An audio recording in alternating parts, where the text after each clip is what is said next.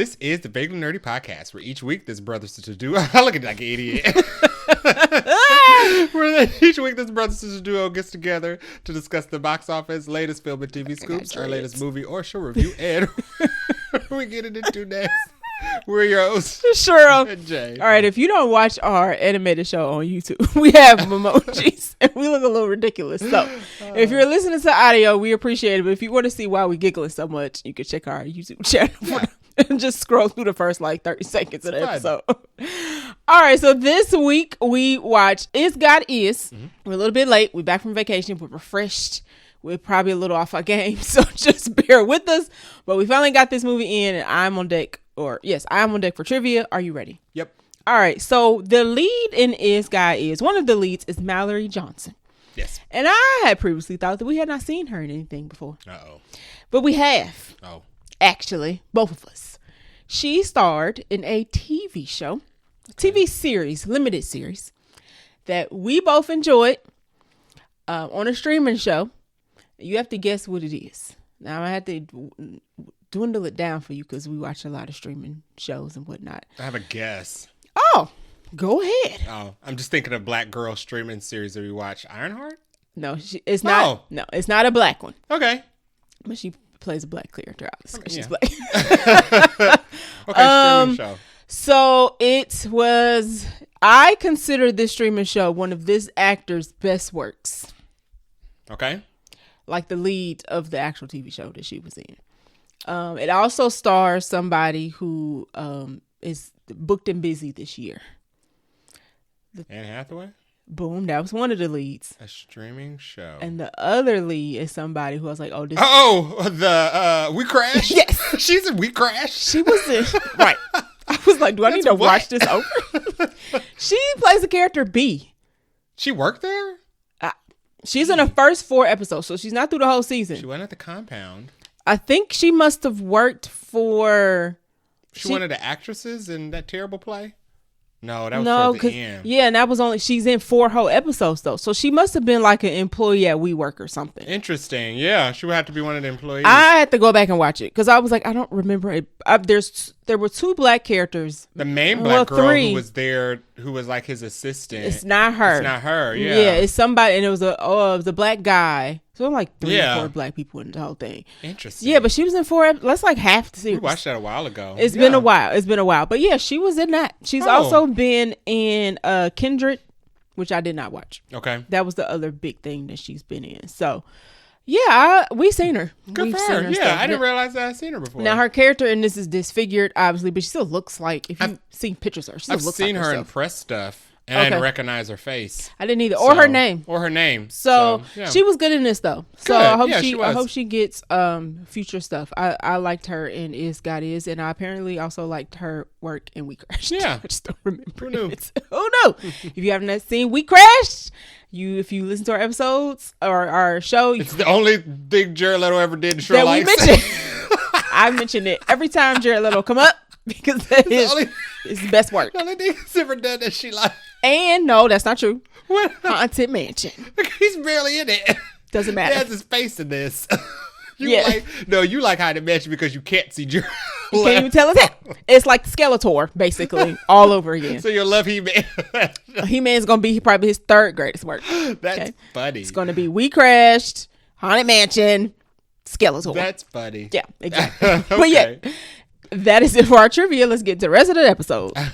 Welcome to the Vaguely Nerdy Podcast, your favorite podcast for movie and TV show news, trailers, and vaguely nerdy topics. Each week, we dive into the latest film release, talk about the plot, characters, our favorite scenes, and give our rating out of 5 Nicole Kidmans. Whether you're a casual moviegoer or a hardcore cinephile, we've got something for you. Reviews, news, hot takes, and a few surprises along the way. So grab your popcorn, open your favorite podcast app or YouTube, and let's roll the reel on this week's latest episode of the Vaguely Nerdy Podcast. All right, so we might be behind on some news because we are like a week in the hole. So some of the stuff you might have heard, but if you are a faithful listener, hopefully you have not. And we are bringing you the latest news. So we have a couple new movie announcements, couple cars in the trailer park, bunch of curtains pre-packed though. Mm-hmm. It's like extra fat milk in the serving this episode. So starting off at the top, Westworld. Woo! is getting another movie. Yay! So right. Because I did not know this was originally a movie. Yeah, old, super old movie. 1973. You're going to offend somebody. Joking. Well, it had to look like that because they were making it look like the Wild West. Yeah. Gotcha. I mean, Yul Brynner's in it. So, yeah, okay. Spray up. Moses. You know. Adult Yul Brynner. Not Moses, but Pharaoh. Right. Take a minute. So good. I miss it this really Easter. good. Anyway, so Westworld, I did not watch the show. I tried to get you to watch it. Jared and our mom did. It's a good thing you missed it. Why? I mean, after the first 2 seasons, it was bad. I heard that it tanked. It was really bad. I heard. So Jay and our mom are faithful watchers of Westworld, I believe. I did not know it was a movie beforehand, and then the show came from the movie. Yeah. Didn't know that. But now we're going back to the movie because everything that's old is new again. And this time, famous, what I want to say, he's a famous script writer. But he's also very good at adapting a book to a movie. David Coop, do I say his last name right? Yeah.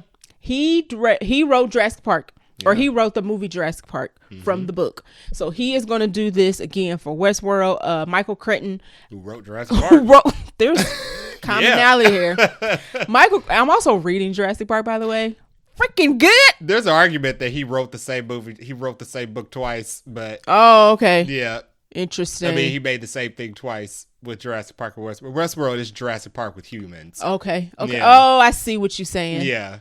I can see that. It is. Now reading, I've seen at least the first couple episodes of Westworld. I just didn't pick up on it, so I know like what the movie, with the show and whatnot is about.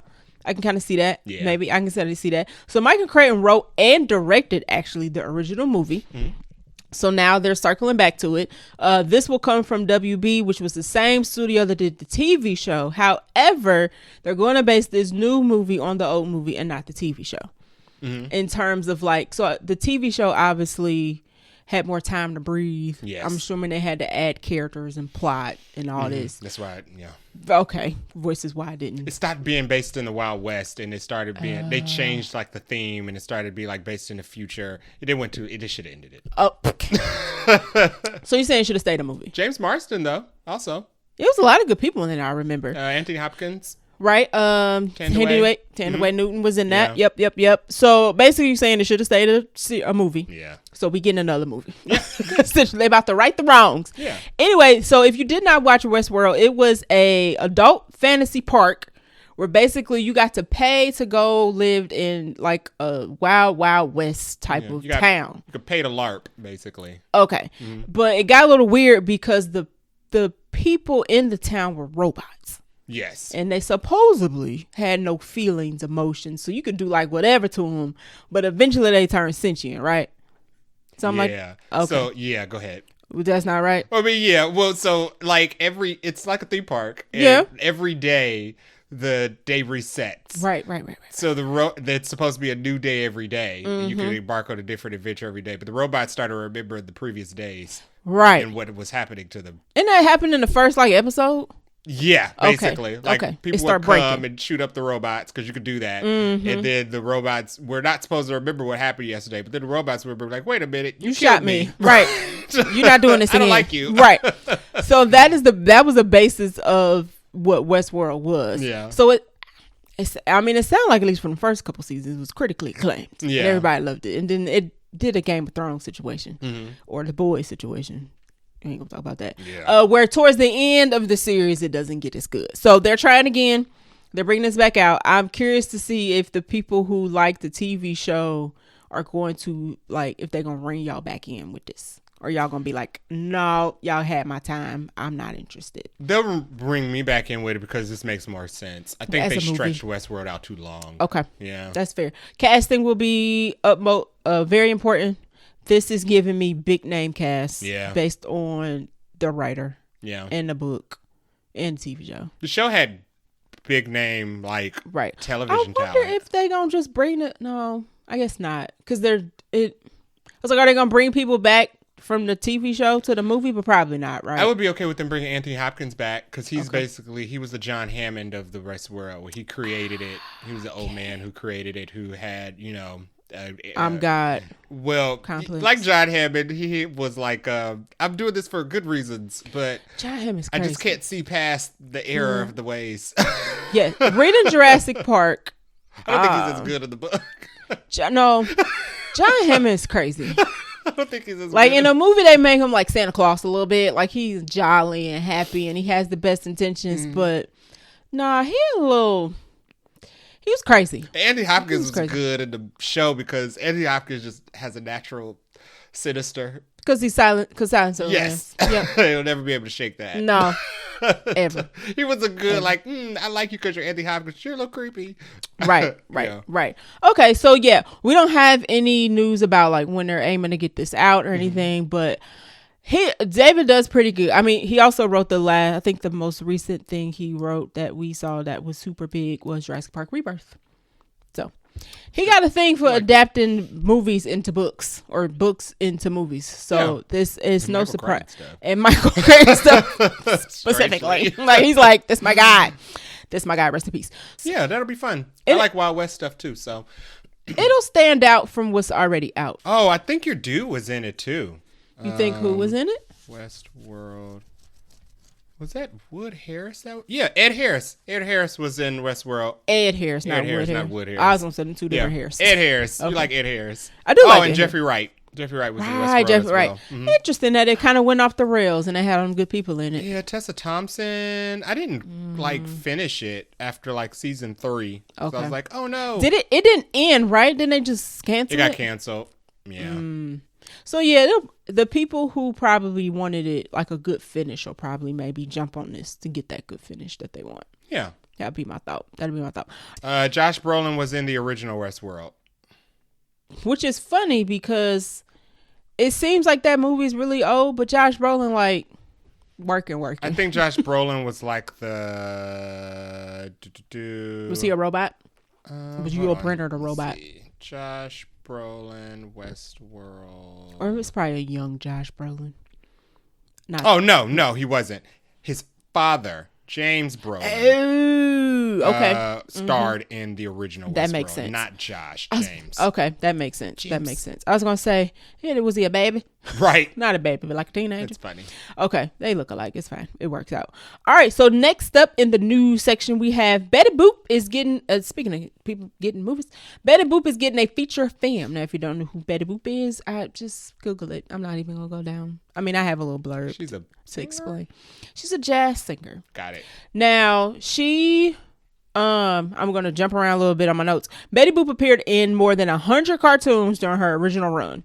So she was eventually, she started out as like a nightclub singer in cartoons. And then she transformed into like a jazz, they call her a human jazz icon. I think by the time we came along on Earth, like Betty Boop was still popular, but I think we didn't grow up, I would say, with Betty Boop. But no, she's like I know who she is though. Old school, like who's Steamboat Willie?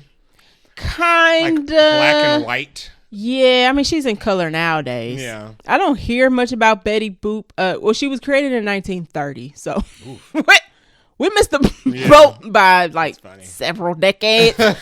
50 decades or so, but by the time I know who Betty Boop is, you know who Betty Boop is. She is still quite like prevalent in pop culture, I would say. And then the perfect person is gonna play her. Yes, it's funny. Quinta Brunson, who looks just like, especially since she cut her hair. Yeah, she looks just like Betty Boop. Was Betty Boop originally black?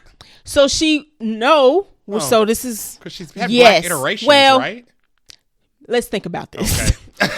Betty Boop, the creator was based on a young black jazz dancer. Okay. But when she was drawn, the color of the skin didn't quite make it over to the paper. Right. So no is the answer to your question. Because in the 1930s, they would have made her a Sambo. So yeah. Well, it wouldn't have been socially accepted. She definitely probably wouldn't have been as big if they made her like black. Right. Obviously. But they are going to, Quinta's black, if you didn't know. Yeah. curious. So I assume we're gonna have our standard usual, oh my god, returning Betty Boop Black situation. Whatever. Same thing to do with Catwoman. Don't care. She's not a real person. Right. So she can be whatever color they make her. She can be from Mars if they technically wanted to have a Betty Boop Mars attack. She could be an alien. She could be an alien. Yeah. But anyway, this film will trace her origin and evolution through the perspective of her creator, who is Mac Fleischer, examining the relationship between the artist and his creation. Basically, as he thought up of the character, as the character became an icon and all of that. So how's that gonna work? What you mean? Like, is Betty Boop gonna be based in the real world, or because it says an artist creating? Is it gonna be like a Who Framed Roger Rabbit type of thing? That is a very interesting question, because it doesn't necessarily say. It says it will trace the origins, which is interesting because Betty Boop is obviously like a created person. So I wonder if it's gonna be like a narration of the like character. Barbie? Yes, there it is. Cool. I was trying to think of something like we are watching the character be formed as somebody's like narrating their thoughts of what's going on, like a Barbie. Like she enters the real world or something. Yes, that'd be cool. And Quinta is a comedian, right? Yes. Like she's based in comedy, so it doesn't say that it's gonna be like, but I feel like comedy would fit. It's gonna be funny. I feel like it's gonna be like a comedy, like Barbie. Is Barbie classified as a comedy? I don't know, but Barbie was funny. You can't play those movies straight, right? Especially with Ryan Gosling's goofy butt as kid, no. Right? So it feels like it's gonna have that Barbie. Yeah, you're right. I feel like Barbie is a good description of what I think. It doesn't say this in an article from Variety, but is what I think it would be like, because that just fits the whole theme of like what we know Quinta can do. If you ever seen Abbott Elementary, you kind of know she does a good third wall. What is it? Third wall breaking? Not third wall breaking. Fourth wall breaking. Mm-hmm. So I think that is more in line of what it will be, even though it's not confirmed it will be that. But if it is like that, I am looking forward to that. What I don't want is like United States versus Billie Holiday or something like that. I don't want that for Betty Boop. I've never seen that, but I was told it wasn't great. It wasn't fun. It wasn't fun. Now, Andra Day did amazing. Right. That movie, hey, I don't ever want to see that again. But she was great in that. It was very sad and depressing. This, however, seems like it's going to be a fun, maybe more fun, like how she came to be and, how she's getting recognized and how she blows up and all that. So this looks pretty cool. I mean, this sounds pretty cool. And I like Quinta. So, and I feel like at some point she is going to end Abbott.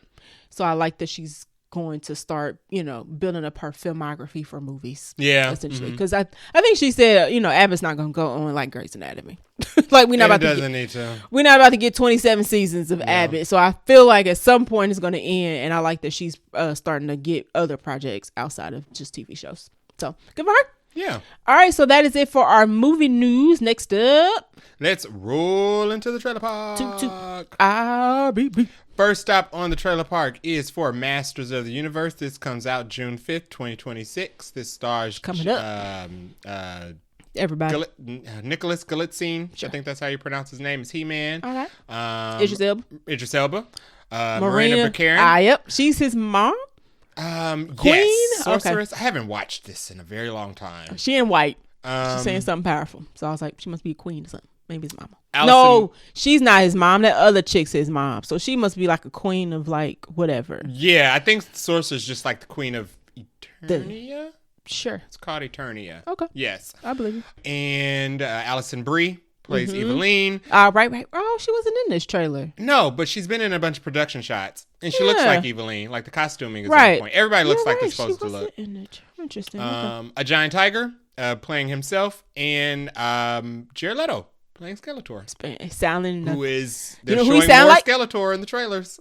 They are. He sounds like the same voice from Haunted Mansion. He does. This is about to be good. He does. The voice modulation is thick on this. It's about to be a good... You cannot tell it's Jared Leto, by the way, if you were curious. What is this about? This is about, in this story, Nicholas Galicine's He-Man is stuck on Earth. Was evacuated from Eternia to be grown up in Earth. But seems like he has memories of being in Eternia. Yes. Eternia is like a cartoon or something in the real world. Oh, is that what you got? Okay. Because the Master Sword is in like a comic shop. Right. And it's for like sale. It's not for sale. So people have to know what it is. Oh, you're right. But they don't make it very clear that that's what it is. I'm just guessing. Because why would the sword be in a people comic know? Shop and people know what it is? What it is. And it's real. Maybe, it's either a TV show or a comic book or something like that. But he knows that he's from Eternia, so he uses the sword to go back to Eternia because it's currently being enslaved by Skeletor. Sure. So he has to... Have the power and leave the resistance, defeat Skeletor, and free Eternia. We know how this is going to go. It's going to go exactly like that. It looks like it's going to be fun. What would he get in this shot? This movie looks like Love and Thunder. No, Ragnarok.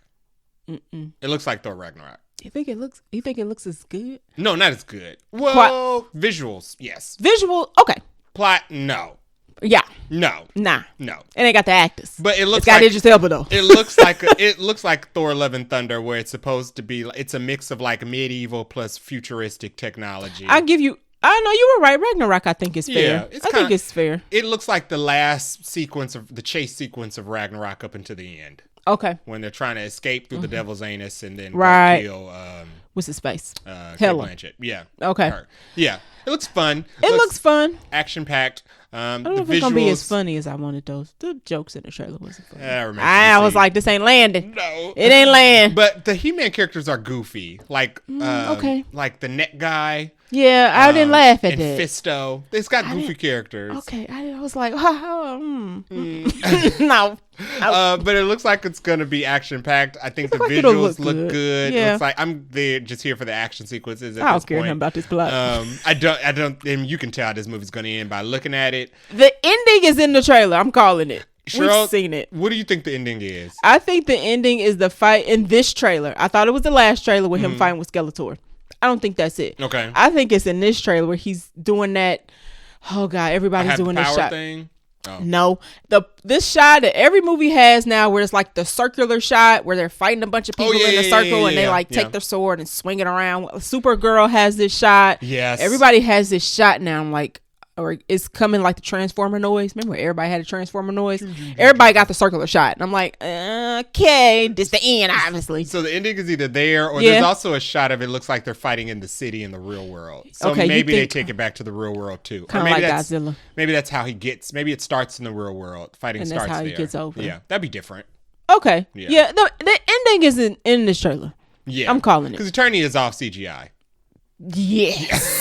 Well, you got to, because Skeletor is definitely all CGI. So it looks like it's going to be fun. It's not getting advertised very well, and I don't see a lot of people talking about it. They got a couple weeks, so they need to ramp it up. A lot of people are worrying this might be a Transformers 1 situation, which would suck, because Transformers 1 was also fun. This don't look as good as Transformers 1, plot-wise. Or comedy-wise. You know what, though? I didn't think Transformers 1 was going to be good until I saw it. True. Yeah. We did go in with lower expectations. And it was really good. I would be pleasantly surprised. I would, yeah. Okay, all right, let me back up. It'll probably set up a sequel. If it make enough money, they'll probably get a sequel. I believe you. So that comes out June 5th. Go see it. Yeah, a couple weeks. Yeah. It's going to be on the podcast. Yeah. If y'all don't want to see it, we'll let you know. When does Supergirl come out? 26. Oh, okay, so they're not that close. No. They got enough space, I think, breathing room wise. Next stop on the trailer park is for Strung. This is coming to Peacock on June 26th, 2026. This is going to star Chloe Bailey, Lucien Laviscount, I think. Sure. Anna Diop. We know who that is. Coco Jones. And Lynn Wheatfield. Yeah. We like seeing her. I must say, I feel like I can't see Lynn Wheatfield in the pitch. She's been in a lot of acting, a lot of series. Okay. Like, I think she was in The Shy.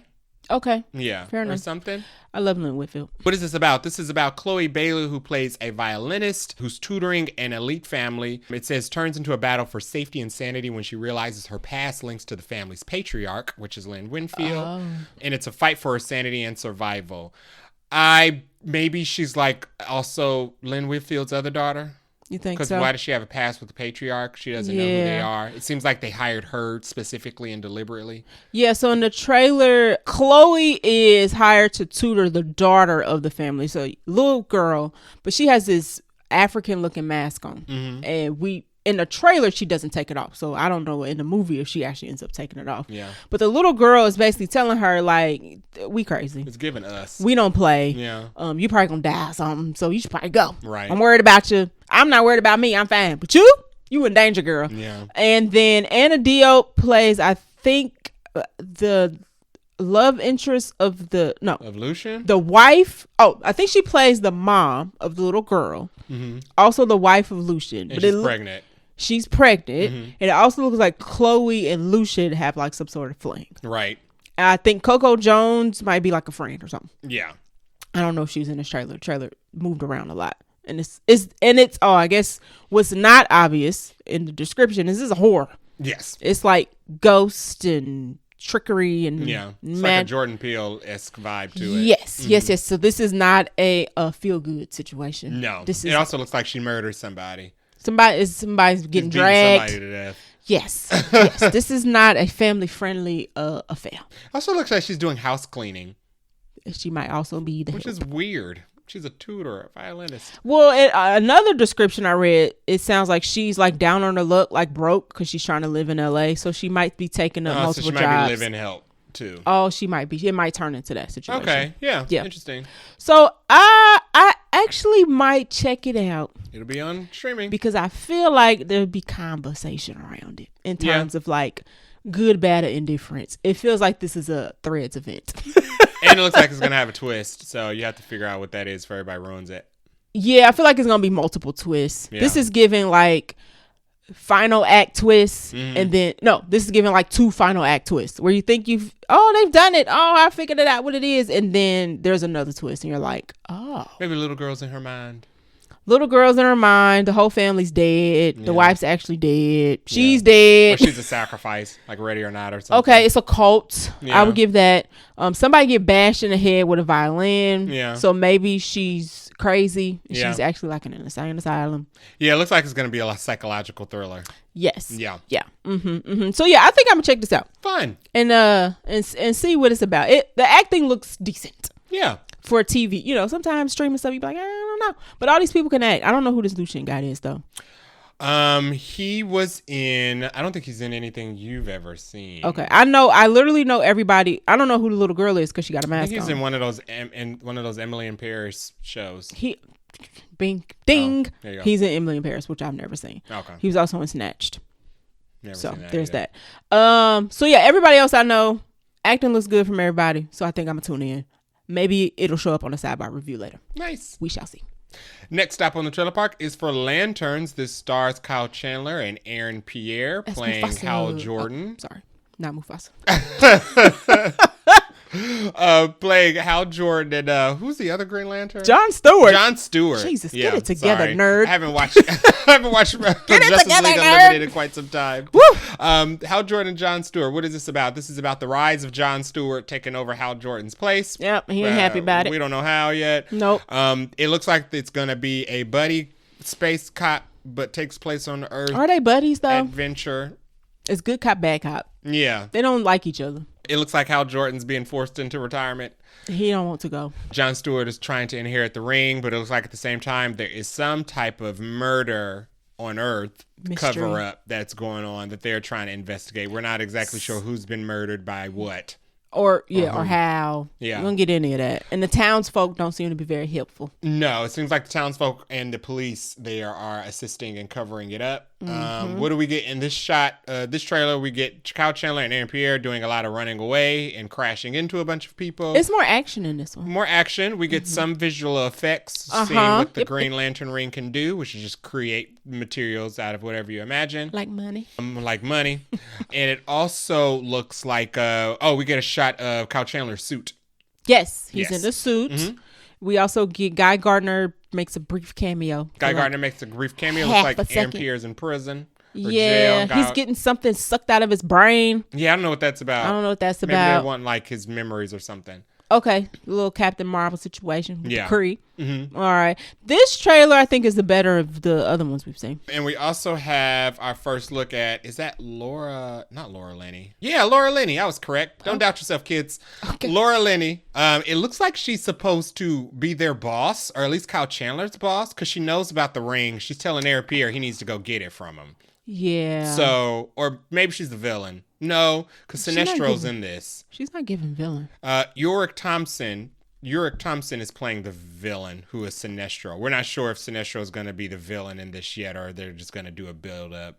And also, J. Alphonse Nicholson plays John Stewart's dad, John Stewart Sr. He's in there for a brief moment. It looks like, and Nicole Ari Parker plays Bernadette, his mom. So we're going to get some flashbacks. Apparently, young. So apparently they're going to be instrumental in the plot as well. Yes, we do see young John Stewart and family. So I'm wondering what that's about. I don't know. Well, I read something or saw a tweet or a post or something that said that the show was going to flip back and forth between present day and past. Okay. The whole show. It looks like his dad is a cop. Okay. Yeah. Yeah. So. I'm intrigued. Yeah. I'm intrigued. And that makes sense because John Stewart grows up to become a space cop, so sure. Sure. Yeah. It's in the blood. Yeah. I know it was the blood Okay. of me. Yeah, we'll be watching this. Yeah, this is going to be going to streaming. This comes out August 16th, 2026, and it's going to be on HBO. We're not sure if this is going to be a weekly release yet. Probably. Yeah. I can't see them. WB or DC usually does weekly. Maybe DC will participate in Comic-Con and give us more information. This year. You know they don't like to do that. DC participating in Comic-Con is hilarious. Yeah. Maybe. They should. They should. I'm laughing because James Gunn don't seem to be on the con situation. Marvel be like, absolutely, please. They're very different in that regard. But Comic-Con is the perfect. It's literally a month, weeks before the show comes out.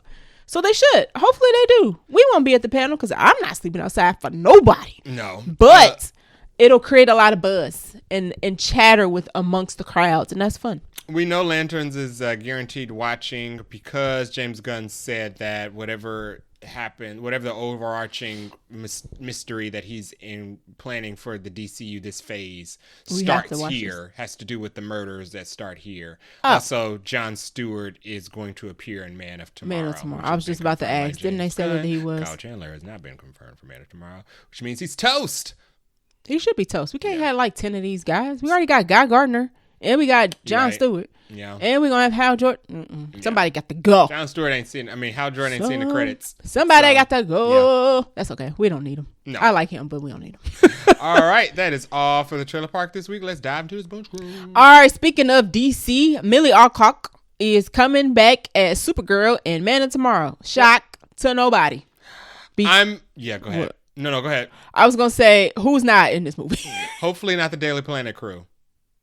Oh, they ain't no room. They no room. There wasn't room for them in the last one. Yeah, They shoved them in our faces and did nothing if you want to listen to our review on Superman, one of our nitpicks was the fact that they put the Daily Planet crew in the movie and we didn't get enough Daily Planet. It ain't do nothing. It ain't do annoying nothing. And steal Besides, scenes. what's the dude? Jimmy Olsen. Jimmy Olsen. Yeah. He had a part, but everybody else was just kind of there. We only need Lois. She Pretty can much represent the Daily Planet in its entirety. And then maybe Jimmy, you can throw him in if you're going to get necessary. Wendell Pierce, and this goes for Marvel too. Yeah. If you going to get Wendell Pierce in your movie, put him in the movie. Yeah. That goes for Thunderbolts as well. Also. Just want to point that out. Equal opportunity hated on certain things. Yeah. So she will be in she will be in Supergirl, but she'll also be in Man of Tomorrow. Yeah. We also got casting for Sinqui Walls, who is also going to be in Man of Tomorrow. Don't know the role though, but I'm not sure why they didn't tell us. So many different people he likes to throw into these things. It's a packed cast. Yeah. Let's just do a rundown real quick of like who's in Man of Tomorrow. Everyone. This is turning into you know who he's turning into? Who? Christopher Nolan. Oh, he is the king of 5-second cameos. Right. So David Corn Sweat is obviously back as Superman. We have Lex Luthor's back. Lois Lane's gonna be in this. Mr. Terrific is going to be in here. Guy Gardner, Hawk Girl, Jimmy Olsen, Argus. Oh, Rick Flag is back. Oh. Senior I had to specify. He was barely in the first one. It says Eve is back. Eve Teschmacher? Yeah. Yeah, that makes sense. Okay, because Lex Jimmy is... Olsen's girlfriend now. But why? Why is she Jimmy Olsen's girlfriend? I don't know. Oh, no. She was too smart for him. She was. She played stupid. But she was smart. Why would she be in Man of Tomorrow, though? Like, for what? I don't know. Okay. Suppose... Now, this can't work for Lex. This is a Wikipedia page, so I'm assuming this is right, but this is user edited, so it could be wrong, because it also says the engineer's back. Yeah, that makes sense. Okay. Brainiac is going to be the main villain. Mm-hmm. Aaron Pierre is not playing Mufasa, but he's playing Green Lantern. Mm-hmm. And then we have Supergirl. Yes. And then Adrian Ajorna has been cast as an undisclosed role. We had that on the episode. She's Maximum Wonder Woman. Yeah. Whatever that means. Yeah. So she Wonder Woman. Yeah. We're going to call it. And It'd be a waste not to make her Wonder Woman. I think she could fit the role. And then we also have Matthew Lillard. Not too long ago, I think last episode we talked about Stu. That. Play Stu. Yeah. Yeah. As him, he's going to play Stu. He's just going to be Stu. So that is speculating he's Plastic Man, he's basically Mr. Fantastic in the DCU. Okay. Yeah. Okay. He just stretch. Interesting. And change his body. Now, Man of Tomorrow is supposed to be about Lex. I think isn't it supposed to be about Lex and Clark having a team up? Yeah, Brainiac is coming for Earth. Right. Okay. So this is because they're not getting the Justice League movie. Anywho, I mean they could. They have to in like 30 years. They have to find a Batman. They gotta find a Batman or one. Oh, that's all they need, right? Batman, a Wonder Woman, Aquaman, a Martian Manhunter. I guess they can make Justice League whoever they want, right? As long as you got the three. Yeah. Okay. All right, and then next up we have for some casting news, Amy Madigan. Yep. And Steve Buscemi have joined the cast of X-Files, which is the TV show from Ryan Coogler. Nice. We don't know who they're playing. No. I don't know if they're regulars or just like, every episode is probably, I'm assuming it's going to be like normal X-Files where there's like a different case. Yeah. So I don't know if they're regulars, if they're just in like 1 or 2 episodes, but good choices. Maybe they work at the agency. Do they have an agency? Sure. They were agents, so sure. Okay. They didn't just work for like the FBI? I think they were. Oh. Okay, so they could be at the agency. Sure. They could be like maybe their bosses or like their anybody. Guy in chair. Yeah. Woman in chair. I like Steve Buscemi and Amy Madigan. I like both of them. So these are good casting choices. Good news. Good look for X-Files. Yeah. More casting news. 2 people I have not heard of, but Imogen. Poots. Is it Poots? Yes. Imogen Poots. And John Reynolds. Y'all know screw up names. Have been cast as leads for the series adaptation of Sex Criminals. Imogen Poots was the lead in 28 Weeks Later, the one nobody likes. Oh, okay. And who's Ryan Reynolds? John Reynolds? I have no idea. Okay. So 2 relatively lesser known folk, have been cast for this series. Now we are looking forward to this series. Jay bought the book not too long ago. So this is the TV show about a girl has superpowers, and when she has sex, both of them have sex together. Time stops, and they like go be criminals. Yes, when time is stopping. I don't know if they have clothes on or not. To be seen. To be in the comic. To be determined. They didn't. They are naked in the comic. Oh, this is coming from Amazon, so I can see how they would keep that. Amazon does The Boys. They could definitely graphic as that gets. Yeah, they could definitely keep that. And then some other news that came about this actually came out first, was that Nia DaCosta will direct not only the first, but the second episode. So she's directing the first 2 episodes. Be great. She doing everything. So listen, she got The Marvels. She got Bone Temple. She got Hedda. She got Candyman. Now she's doing Sex Criminals. Yeah, she knows how to direct. Her filmography is getting stacked. Save the 28 franchise. Listen, with different stuff. She's not just doing horror. She's just not doing she doing all types of different stuff. So we was already on board to watch this. Now I'm super on board because Nia is on board. Absolutely. And then next up, The Adventures of Cliff Booth. So apparently this movie doesn't have an official name, but I'm gonna call it The Adventures of Cliff Booth. They need to title it, or people ain't gonna recognize it. It's called Untitled at the moment. And I guess I got time, but it's weird because it's coming out this year. But anyway, this movie is now going to come out on Thanksgiving 2026 in IMAX. Now, this is a big deal because this is the Netflix movie. This is the follow-up to the, oh God, what is the original? Once Upon a Time in Hollywood? Mexico. Boom. Hollywood. Mexico. So this is a sequel to that, right? And that went to streaming.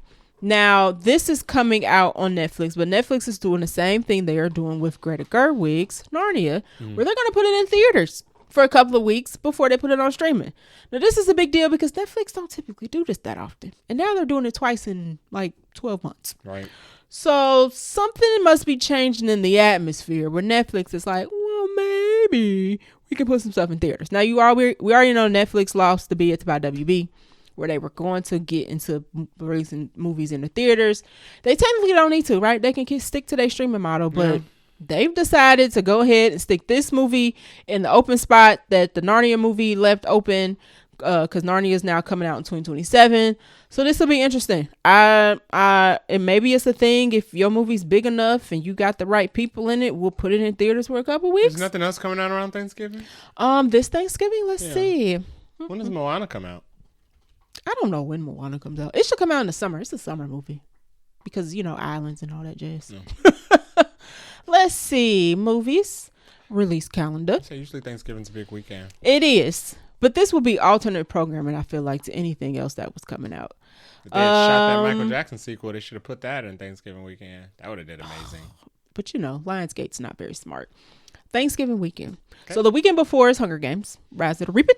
Oh, yeah. Sunrise on the Reaping. Thanksgiving weekend. And then after that is Fokker-in-Law and Hexed, which is an animated movie from Disney. Okay, nobody's seeing that.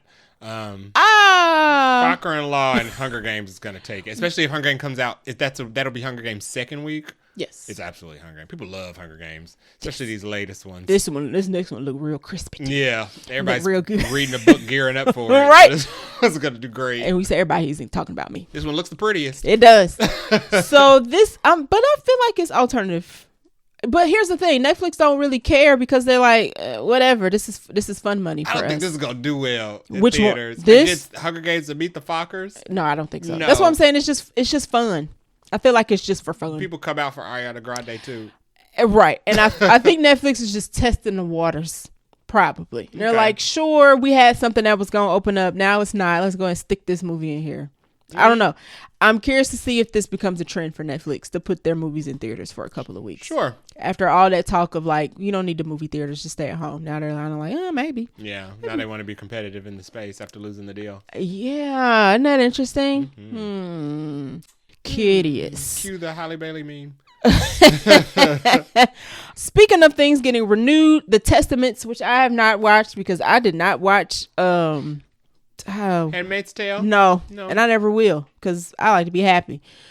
However, Chase Infinity got a lead role in the Testaments TV show, and it got renewed for a second season. Has the season 1 come out yet?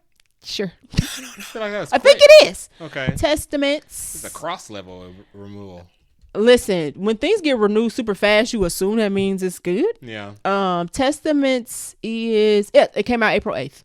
Oh, wow. It's been out. Yeah. So it's been out for about a month or so. Interesting. But it's got an 87% on Rotten Tomatoes for the critics and a 73% for the audience. This? Nobody's talking about it. It's got a second season, though. Hulu and Disney don't renew nothing that is not getting viewership, I feel like. That's true. Or they're doing the sensible thing and letting stuff breathe. Because, sometimes that first season don't really get, it needs a little humph. Yeah. So they're giving it a second season, but that's good for Chase Infinity. I like her. Yeah, she's getting booked and busy since one battle after another, and I ain't mad at that. Now I'm not gonna watch this second season, so if you do watch it, please let me know how it is, because it will never, or unless Jay watches, it will never be on this. Not for me. Podcast. No, thank you. No, thank you. All right. Speaking of streaming services doing weird things, the live action Voltron movie that I forgot about, pretty much, is going straight to Prime Video, which is not a good sign. They're doing the Paramount thing with Airbender, where it's supposed to come out in the movie theaters and people are all excited about it. This movie can't be good. It's a big name thing, like it's a franchise, household name situation. It's like Voltron is like Voltron. Voltron should give like Transformers level entertainment. But the fact that they're like, no, this doesn't need to go to theaters, that's bad. That's not good news. Coyote versus Acme is going to theaters.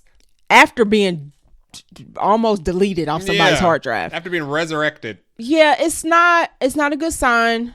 How bad is it? I don't know because I ain't heard diddly squat. I haven't even seen a set photo. It doesn't even have a release date. They haven't even given us a chance to form an opinion about the release date is 2027. That's it. And it's not even soon. No, got all the time in the world to stick this on streaming. Yeah, it's not great. And this has people in it. So it's got Henry Cavill, Sterling K. Brown. Oh, he's pissed. I would be mad. Henry Cavill's pissed.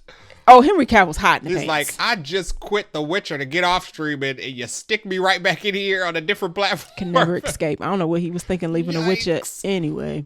So yeah, it's got people in it. It says 5 piloted robot lions combined to form the ultimate humanoid robot. I mean, it's Voltron. Yeah. The plot is Voltron. The director said the film will stay true to the heart and spirit of Voltron while introducing an entirely new generation of pilots. So I don't. Visual effects must be garbage. Like I there's don't this know. Voltron gives like Dolby Atmos IMAX in space. I mean they're fighting in space. It's like Gundam. It is. That's weird. This is something. Like even who was the one movie with the robot and the Godzilla monsters? That got Pacific Rim. They got 2 sequels and it went to theaters. It's not good news when a movie that is supposed to go to stream or the theater all of a sudden goes to streaming. This is MGM. What are we doing? And it's not really saying why. Reportedly in development since 2005 and passed around multiple studios before landing with Amazon. The project marks the latest attempt to revive the classic franchise.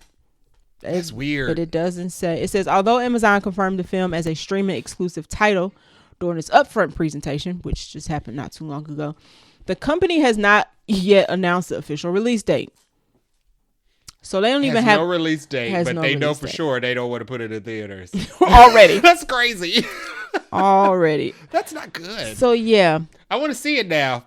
Yeah, because I want to see how bad this is that y'all don't even have any faith in showing it to us first. Before and I ain't gonna say it's the acting. Who are they listening to that they're like, this doesn't need to go to theaters because it's not even us. Yeah, Sterling K. Brown's supposed to play the villain.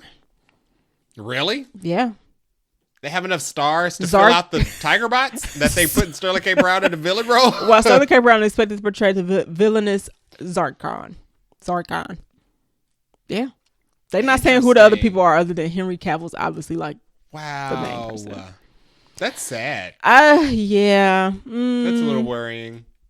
It's not good. The company has yet to reveal a single strand of footage, despite the fact that the film wrapped in 2025. This is bad. This is a bad movie is done. This is a bad movie. They don't have a release date, and they're like, y'all, it's got to go to streaming. That's terrible. This movie could be awful and still make a lot of money. If Madam Web can go to theaters, anything can go to theaters. He-Man's coming in theaters. And there's nobody, He-Man ain't got that many stars in it.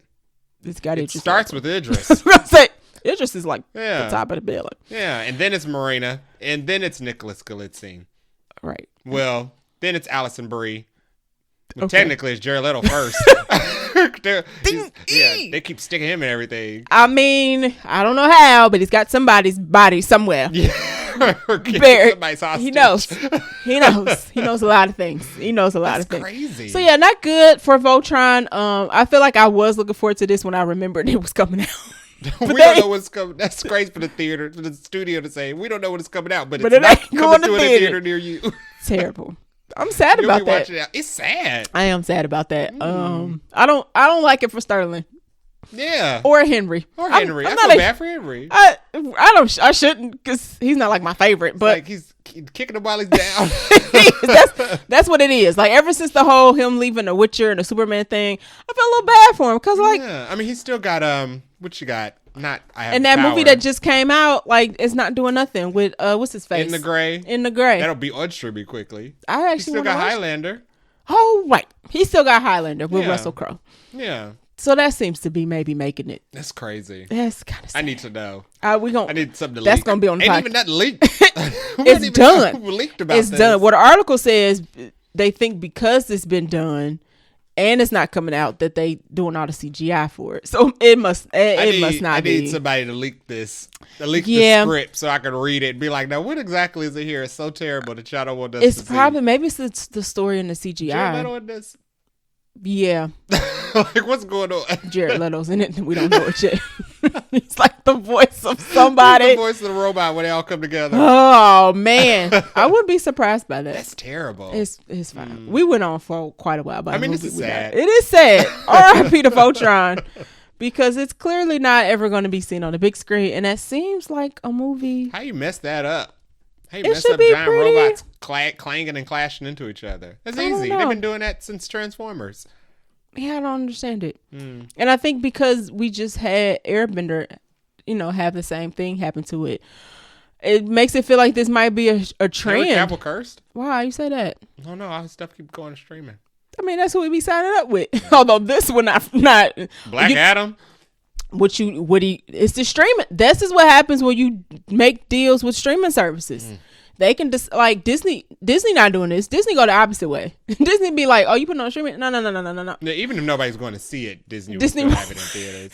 Disney will make a show that's going to streaming, and they'll be like, you know what? Throw that in the movie theaters. But we don't have this time. Throw it. What did I say? Yeah. Put a marketing campaign together. Put it in the theaters, and if it don't make no money, who cares? It would have made no money on streaming anyway. We'll keep the screens from everybody else. Nobody will make money. Book 5,000 screens so that money from anybody. Dude, do you know? I'm sidetracking. Do you know that I think Mando and Grogu has like 4,000 screens? Yeah. Compared to like I Love Boosters, which has like 1,700. Yeah. 4,000 screens. Yeah. That's why. That is why. When you open, I don't know. I Love Boosters is a great movie. You should go see it. We did a review on it. Excellent. Yeah. Why Neon decided to put this movie out the same weekend as a Disney movie, a Star Wars World Anywhere Disney in movie. proximity of a Disney movie. weekend after, 2 weekends after, 4 weekends after. Don't make no sense. I would say this if it was Mando and Grogu. I would say this if this was Devil Wears Prada, which is also Disney. Honestly. I wouldn't open no movie nowhere. It would eat itself on the same weekend. Yeah, no. Not a good decision. No. Not a good decision. Getting movies in theaters is hard, or especially when you are not a Disney or WB. Everybody is Disney, WB, Universal. Everybody else is like side dishes. Yeah. And then if you a side dish, movie theaters are like, we ain't got no more room because Disney, WB, Universal Disney got paid it. the rent this month. So. Right. Or unless your movie does something like Obsession is doing right now and it's taken off. Obsession opened higher on its second weekend than its first weekend. Movie theaters are like, oh, absolutely, y'all can stay. Yeah. How many more screens do you need? Yeah. People like this crap. Disney can't compete with horror, so right. And Disney's not putting no horror movies out, right? Exactly. So I mean, but the day they do, Jesus, beware. Jesus, the whole movie theater gonna be all Disney movies. The day Disney decides to be like, you know what? It's time to go rated R. Let's go. It's gonna be terrible. It's gonna be the mouse is gonna take over. So yeah, that was like a sidebar to like streaming and movie theaters and stuff that's come out this weekend and theater number counts. Yeah, getting in the theaters and staying in theaters is hard for the non-big movies to do. It is. So maybe Amazon knew that Voltron wasn't gonna stand a chance. Yeah. Although they just had Project Hail Mary, which is doing excellent. So they know. Yeah. It must be the quality of the movie. Yeah. Like, because they know, like, they could have put Project Hail Mary on streaming, right? But they were and like, it would do amazing. And the thing is, once Project Hail Mary hits streaming, it'll still do amazing. It'll still be the most streamed movie ever. It'll be the most streamed movie by people who've already seen it. Yeah. Like, I plan to watch it again. Yeah. It's a good movie. I ain't gonna lie. I plan to watch it again. Yeah. But it's been in it got a full theater run because Amazon was like, oh, this is the hit. Args. So yeah, sorry to Voltron. Speaking of streaming, a Fast and the Furious TV series. Hey. I ain't done. Let me get to my second bullet point. It's officially in the works at another streaming service, Peacock, the one that nobody apparently watches. I don't even have Peacock.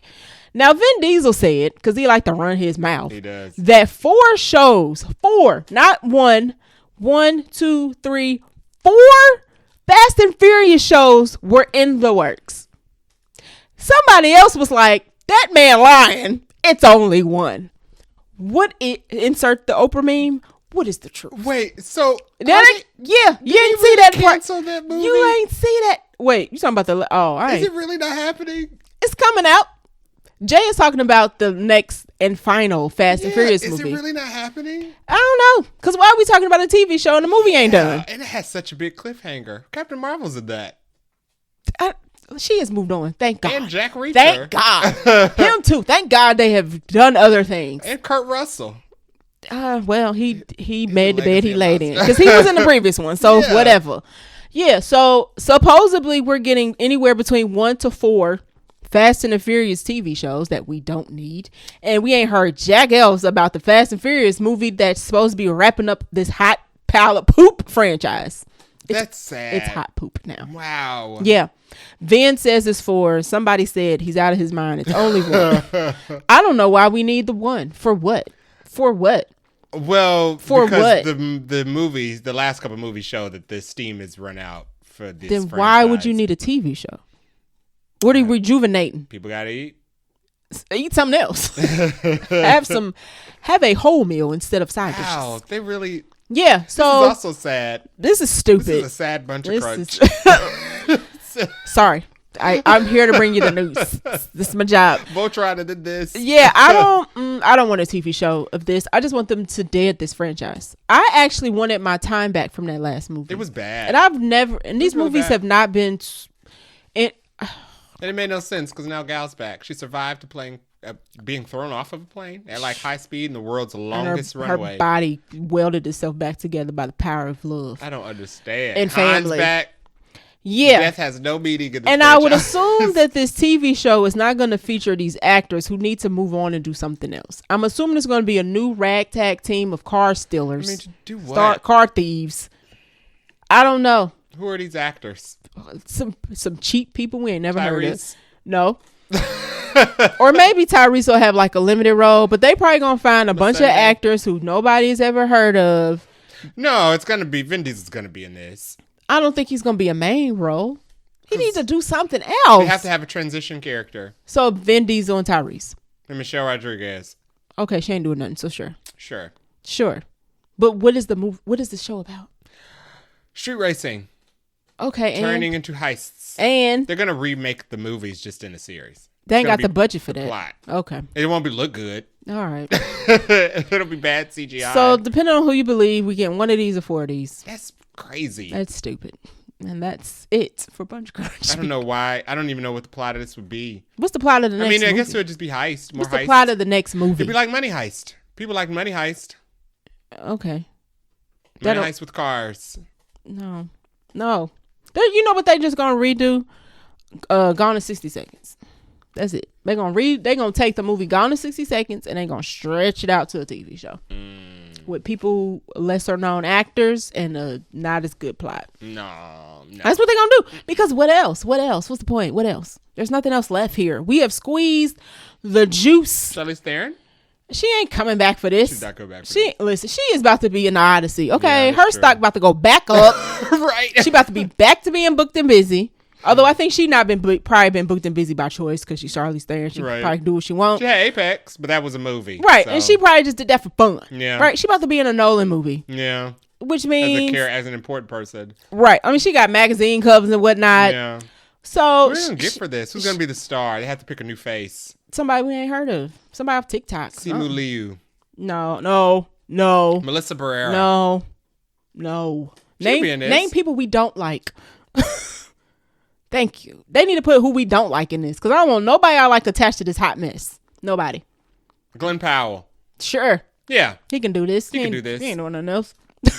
He's trying. He's trying his hardest. He's trying. They just need. Let me not get on that boat about Glenn Powell. He's fine. It's all right. I ain't got him. He's an actor. He's an actor. Yeah. He's like Wonder Bread. Yeah.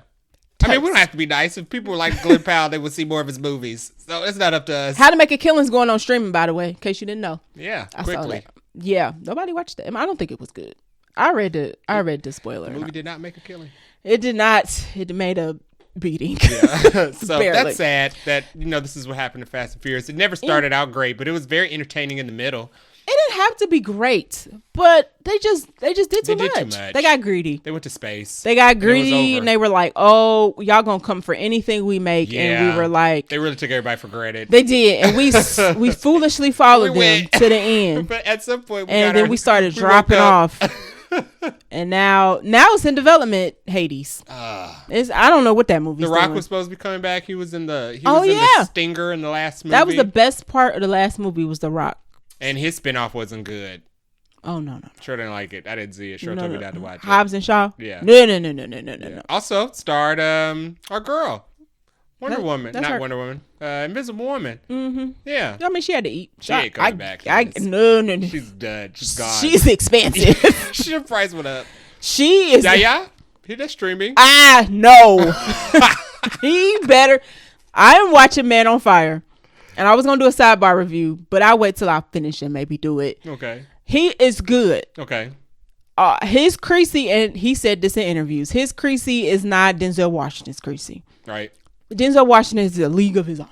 And it's not really the acting ability, because y'all can act. Mm-hmm. That ain't what it is. The characterizations are different. Is he a drunk? No. Creasy was an alcoholic. Oh, he is in the beginning. Oh. He is in the beginning because he has something tragic happen. Okay. And he turns to like just being a drunk or whatever. Oh. So beginning of the series, he like the first episode or two, he is. Okay. But it's just two different Creasy's. That's all I'll say. It's two different Creasy's. If you're gonna watch it, just don't have the Denzel Washington one in your mind. It's good though. I'm gonna finish it. I think I got like 3 episodes in. Okay. I'm gonna finish it. But he better not do this. He's already about to be in this the Avengers of Cliff Booth movie, and I'm like.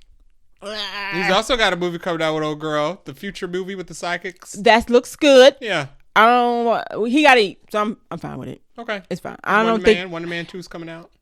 Wonder Man 2's coming out. So this Avengers of Cliff Booth situation he does shows. He could do Fast and Furious. He cannot. He could lead Fast and Furious. He cannot do Fast and the Furious. You would watch it if he was the lead? No. And I tell him. And I tell him, I'm not watching this. You do something else. I'm not watching this. Okay. Just I'm not watching this Cliff Booth movie either because he in it. Did you watch Once Upon a Time in Hollywood? No. Okay. Skip. I'm not watching the next one either. I don't care who's in it. Okay. So that is it for our Bunch Crunch and our sidebar that we just had about things. We're going to take a short break and get into our review. Is God Is. This week, we watch Is God Is, which was released May 15th, 2026. Director and writer of this is Alicia Harris. This is her directorial debut for a movie. Yay. This is actually adapted from her own play that she also wrote. So rarely do you get to do both. Yeah. Normally somebody else picks it up and takes it, but she was like, nope, I'm going to do my own thing. My own thing. Yeah. Casting characters of Is God Is include Cara Young, who is also in I Love Boosters, which opened up this weekend. She plays Racine, aka the rough one. Mm-hmm. Mallory Johnson plays Anaya, the quiet one, so they are twins. Sterling K. Brown plays the monster. That is his name in the movie. Doesn't get like an official government name. Vivica A. Fox plays Ruby the God. Janelle Monáe plays new wife. Erica Alexander, aka Maxine Shaw, attorney at law, plays Divine the Healer. And Mykelti Williamson plays Chuck Hall, the lawyer. So there's a couple other people in this, but those the heavy hitters. Runtime of 1 hour and 39 minutes, so kind of short and sweet and to the point. Budget of $14.8 million. However, the box office is not good. I'll just be honest. The box office currently, as I looked up this morning, is $3 million. But what? Mandalorian Grogu's on every screen. So okay. It's not their fault. Okay. So yes, the timing of this is probably not great. Yeah. This opened last weekend, which I think the only other big movie that opened last weekend was Obsession. Counter programming for sure. But this weekend is Mando and Grogu weekend. So all theaters are getting snatched. Me and Jay normally go to a Cinemark to see this. That's our main theater. It was playing one time at 11 p.m. on Friday, and we were like, absolutely not. So then we went to AMC at Easton, which we hate. Still hate that theater, by the way. Somehow it's gotten worse. If you listen to AMC Easton, we hate you. Mistake. You are terrible. And it was playing about 5 times. So we got to see it, but it is by the time you listen to this episode on a baby screen, you will not probably be able to see Is God Is in theaters. It might be a hard find.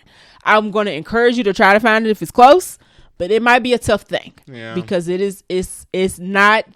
ain't a big movie. It is a smaller movie. It's distributed by Amazon, but it's not like a big movie. This would be considered, I don't know if you can call it an indie because it's associated with Amazon. Indie, it's just been distributed. So it did not get a lot of screens. Unfortunately, it doesn't look like the masses went to go see it, even if they, and it could just been a issue of it not being on the screen close to people, but it is getting snatched out of theaters pretty quickly, so people are also not going to be able to see it in theaters. So box office wise, unfortunately, not doing great, but hey, as Zack Snyder said, what does it matter? The movie got made. Yeah, I think I'm gonna be using that a lot this year. But that's okay. It rings true. It does ring true. Cinema score, it got a B+, which is not terrible. Not terrible. I mean, I feel like that means, it met people's expectations for the most part. Yeah. Rotten Tomato scores, however, pretty high. Critics have it at a 98%. That's out of 94 critics. And audience score is at an 89. So also, I will say, not as many critics seem to have watched this as well. But of the critics that have seen it, 98 pretty high. That means 9.8 out of those 94 critics liked it. Yeah. Which is pretty good. Pretty good. All right, Jay, now that I've given the facts and figures, can you hit us with the plots? The plot of Is God is two sisters, Racine and Anaya. Mm-hmm. Yes. Racine and Anaya are being tasked by their mother, who is dying. God. To go kill their father, who is responsible for essentially killing their mother. And burning the two of them badly. And they are on a hijinks and shenanigans revenge road trip. Yeah. To the south. To kill him. Pretty much. To go pew, pew, pew. Well, not really pew, pew. We'll get into Gonna see a man about some business. Yeah. Right. See a man about some business. Right. All right, so let's get into our non-spoiler thoughts. I can go first. Please. I mostly liked it. Okay. Now, Is God Is was one of my top 5 anticipated movies of the year. Shout out to Yaya. Yes. I don't know if it met that expectation though, and we'll talk about it. But it's not a bad movie. I mostly liked it. It is a revenge plot movie. It's pretty straightforward in terms of like following. There's no complex twists or turns. It's kind of more heavily focused on a theme of like, revenge and what revenge can do to you, if you pursue it, and what happens if, you got two people on a mission and they don't quite have the same end in mind. So it's more theme heavy than it is like complex plot. I wish we got more of the side characters in this though. So Janelle Monáe, Erica Alexander. I wish we would have got more of them.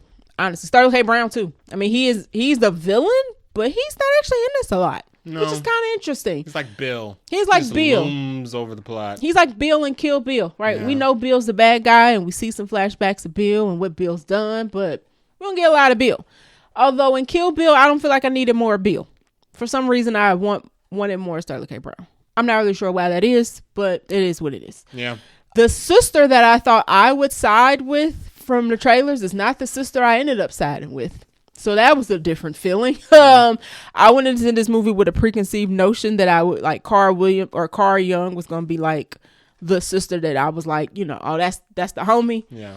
She wasn't a homie for me. No. It was actually the other sister, Anaya, who I was like, this is the homie.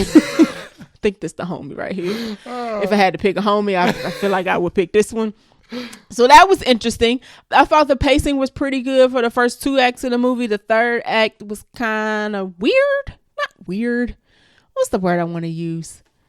We'll talk about the ending when we get to it. I have some thoughts about the ending, which I think kind of threw off the pacing for me from the first 2. The movie was paced and edited pretty well. It didn't feel too long. Did it feel too short? It didn't feel too long. It didn't feel too short. Although I do feel like some characters we could have taken out to add more time to other characters, if that makes sense. This movie is based off a play, and it's funny. And I don't know if my mind was playing tricks on me. It feels like a play. I don't even know how to describe that. Watching the movie, the way the dialogue is set, sometimes it feels like a play. And I don't know whether it feels like a play because I know it was based off a play or whether that's just how the movie comes play across. to the camera a lot. Yeah. And certain things they couldn't do in a play. Like the twins have this mental thing where they talk to each other without talking. I don't know how you would depict that in a play. I had a thought, and I thought maybe if they like already have their pre-recorded lines. Oh, and they play them. That's the only I was thinking about that too. I was like, how did they depict this? Interesting. And maybe they like just played their pre-recorded audio. That would have been pretty cool. Yeah, that would have been pretty cool. But I like that. That was an aspect of the movie I did like when they would like talk to each other, and we would see the words on the screen versus hearing them talk. Yes. So that was pretty cool. I don't know. I kind of mentioned this a little bit ago, but I don't know if I like the ending or not yet. We'll talk about that. The play's original ending is slightly different, which we'll talk about. And I feel like that would have elevated the movie for me just a little bit if they would have kept the original ending of the play. But I do think it was a good directorial debut. It kind of feels like one, like, let's see. I feel like a director's first movie and a last movie are probably going to be very different movies. And I feel like her next movie will probably be a little different based on this movie. But overall, I do think it's a good first movie for a director. So those are my non-spoiler thoughts. Non-spoiler thoughts for Is God Is. I thought it was okay. Okay. I did have high expectations about this. We did. Being a revenge thriller, I thought it was going to be a little bit more thrilling. Sure. Yeah. Mm-hmm. But I did think it was good. I had to suspend my disbelief, though, way too many times to ignore for a lot of the situations that the characters are in. And it wasn't for the main characters. It was more so for the sides. A lot of the side characters were way too stupid to not have been picked off by natural selection at some point, way before the girls got to them. There was a point in the movie I was like, is everybody gonna be stupid? Yeah. I was like, how do you live and breathe and move about the world? Yeah. Prior to these girls, even before they get to you, like, it's not smart. No instincts. Why is nobody smart? But I do also think it was a pretty straightforward flick. Mm-hmm. For me, you could tell the ending from pretty much early on in the movie. It's foreshadowed quite a bit. They do it in dialogue a lot. Sometimes you may not catch it until later, but they do foreshadow pretty much how this is going to end pretty well. I do think it was a little tropey, but that's not a bad thing. Character tropes are a thing because it's how people recognize them. Mm-hmm. I do think you've seen this type of character dynamic many times before in other movies where you have the calm versus you have a buddy. I don't know if you call it like a buddy movie. I mean, they're sisters. Right. Like a buddy adventure epic movie or whatever. And you have a calm one, you have a loose cannon. Right. It's basically that. It's but dialed up to 11. Yeah, I was going to say. It's this time. Yeah. Mike is lethal like weapon. Crazy. Yeah. Like it's that type of character dynamic. You have the calm one. Right. And you have the crazy one. Mm-hmm. So that in that sense, it's a little tropey. And from there, you can kind of form an inference on how it's going to go. Right. Plot-wise. True. I do think the sisters really had good chemistry. Mm-hmm. Mallory was my standout in this. Okay. I think she did really good face acting, even under the prosthetics. Right. They did a lot of cues to Mallory's facial reaction as things were happening or being said. And I think she did a really good job at like... Okay. I related to a lot of her reactions to things that were happening. Yes. A lot. Anaya was the homie because she was like she had more comments. She was more level-headed. Yeah, I guess she definitely was the conscience of the group in the face of the situation. Even though the conscience just wasn't loud enough. No, it wasn't screaming. It was more like, "Are you sure? Are you sure you want to do that?" I don't know. I did also, so I saw a lot of commentary after this about how the film highlights a lot of the pain and strife that Black women have to endure in the world. I do think that's true for the real world, but I don't think that's particularly true for the characters in this movie. No. No, I think not entirely. I think that point is kind of defeated slightly by the lack of not intelligence from some of the side characters. This is a Black movie because it's mostly a Black cast. Yeah. However, I'm trying to think if you swap this movie out with some white, if the two leads were white, would it be the same movie? And my brain says yes. Yes. I think. Yeah, that's kind of what I was thinking. Like a lot of people were like, this movie is extremely important because it really highlights like how Black women are viewed and how Black women like have to like endure the things that are happening to them, and how like people come into their lives and like wreck it, and how they like leave damaging trails. Well, that's in interesting. Different Black women's lives. It's interesting because all the characters in this are Black. Yeah. But it's not like the drama where Zendaya was the only Black character. Well, she was one of 2 Black characters. Everybody else was white. And then that's how I can understand the racial conversations about that movie, because you had 2 Black characters amongst white characters. Everybody in this one was Black. So I don't know. That's interesting. I don't necessarily agree with that point. Yeah. That's being made only because how all of these characters are written, these women are all making choices. Yeah. Like everybody in this movie makes choices. Not even the women, to be specific. There's plenty of men in this movie who also make dumb choices. This movie is filled with a lot of people making a lot of reckless, stupid choices that are not exclusively Black and don't have to exclusively do with Black women. Yeah. This is just like a really, really sick, evil person who happens to be a Black man is doing this to a Black family and is doing this to Black women. Yeah, there was some commentary, people saying don't watch this movie because it paints Black men in a bad light, and I was like, abusers can be any color. He's a sicko. Man setting family on fire, any race. We had to talk about this, and this movie isn't like Kill Bill, but I think Sterling K. Brown's character and his reasoning, and it's especially like the way they try to paint him in the third act is very much like Bill versus a Beatrix Kiddo situation, where it's like Bill is a sick, awful, evil person who tried to kill somebody and feels justified in doing just it. Just cause I felt away. And his reasoning is kind of just cause. And there's nothing exclusively Black about that. And he did the exact same kind of thing. Well, he tried to. You're right. He tried to do the exact same thing. He definitely tried to take Beatrix out. So and her kid. I think how all of the characters in this movie are written, all of these people are making choices. Yeah. Like it's not like an awful thing did happen to these girls. Yeah. And awful things happen to the rest of the characters who come in contact with Sterling K. Brown's character throughout this story. However, Sterling K. Brown is missing throughout most of this movie. And in his absence, the characters are still all making choices that are not none of the smart. characters are smart. Making smart choices. Yeah, I've seen conversation about, the movie highlights Black women's struggle, but all Black women don't make these choices. So these are specific choices that these characters are being written to make, and I don't think that they were all being. I don't think it was written. All of it was written very well. And you're specifically talking about Divine and New Wife, right? Yeah, Divine and New Wife made choices. Stupid choices. But it's not just up to Divine and New Wife made choices, because Divine also had followers and a child. New Wife also had her own kids. Yeah. And it's like everybody's making dumb choices here. Okay. And everybody's an adult. Right. And stupidity knows no color. It doesn't, which is weird. So I don't want to pin everything that happens in this movie as this is the depiction of what happens to Black women. It's like, no, because I ain't never ran into nobody who said some dumb crap like this. That don't make no sense. Wake up. Don't pin this on everybody. What you wanted to say.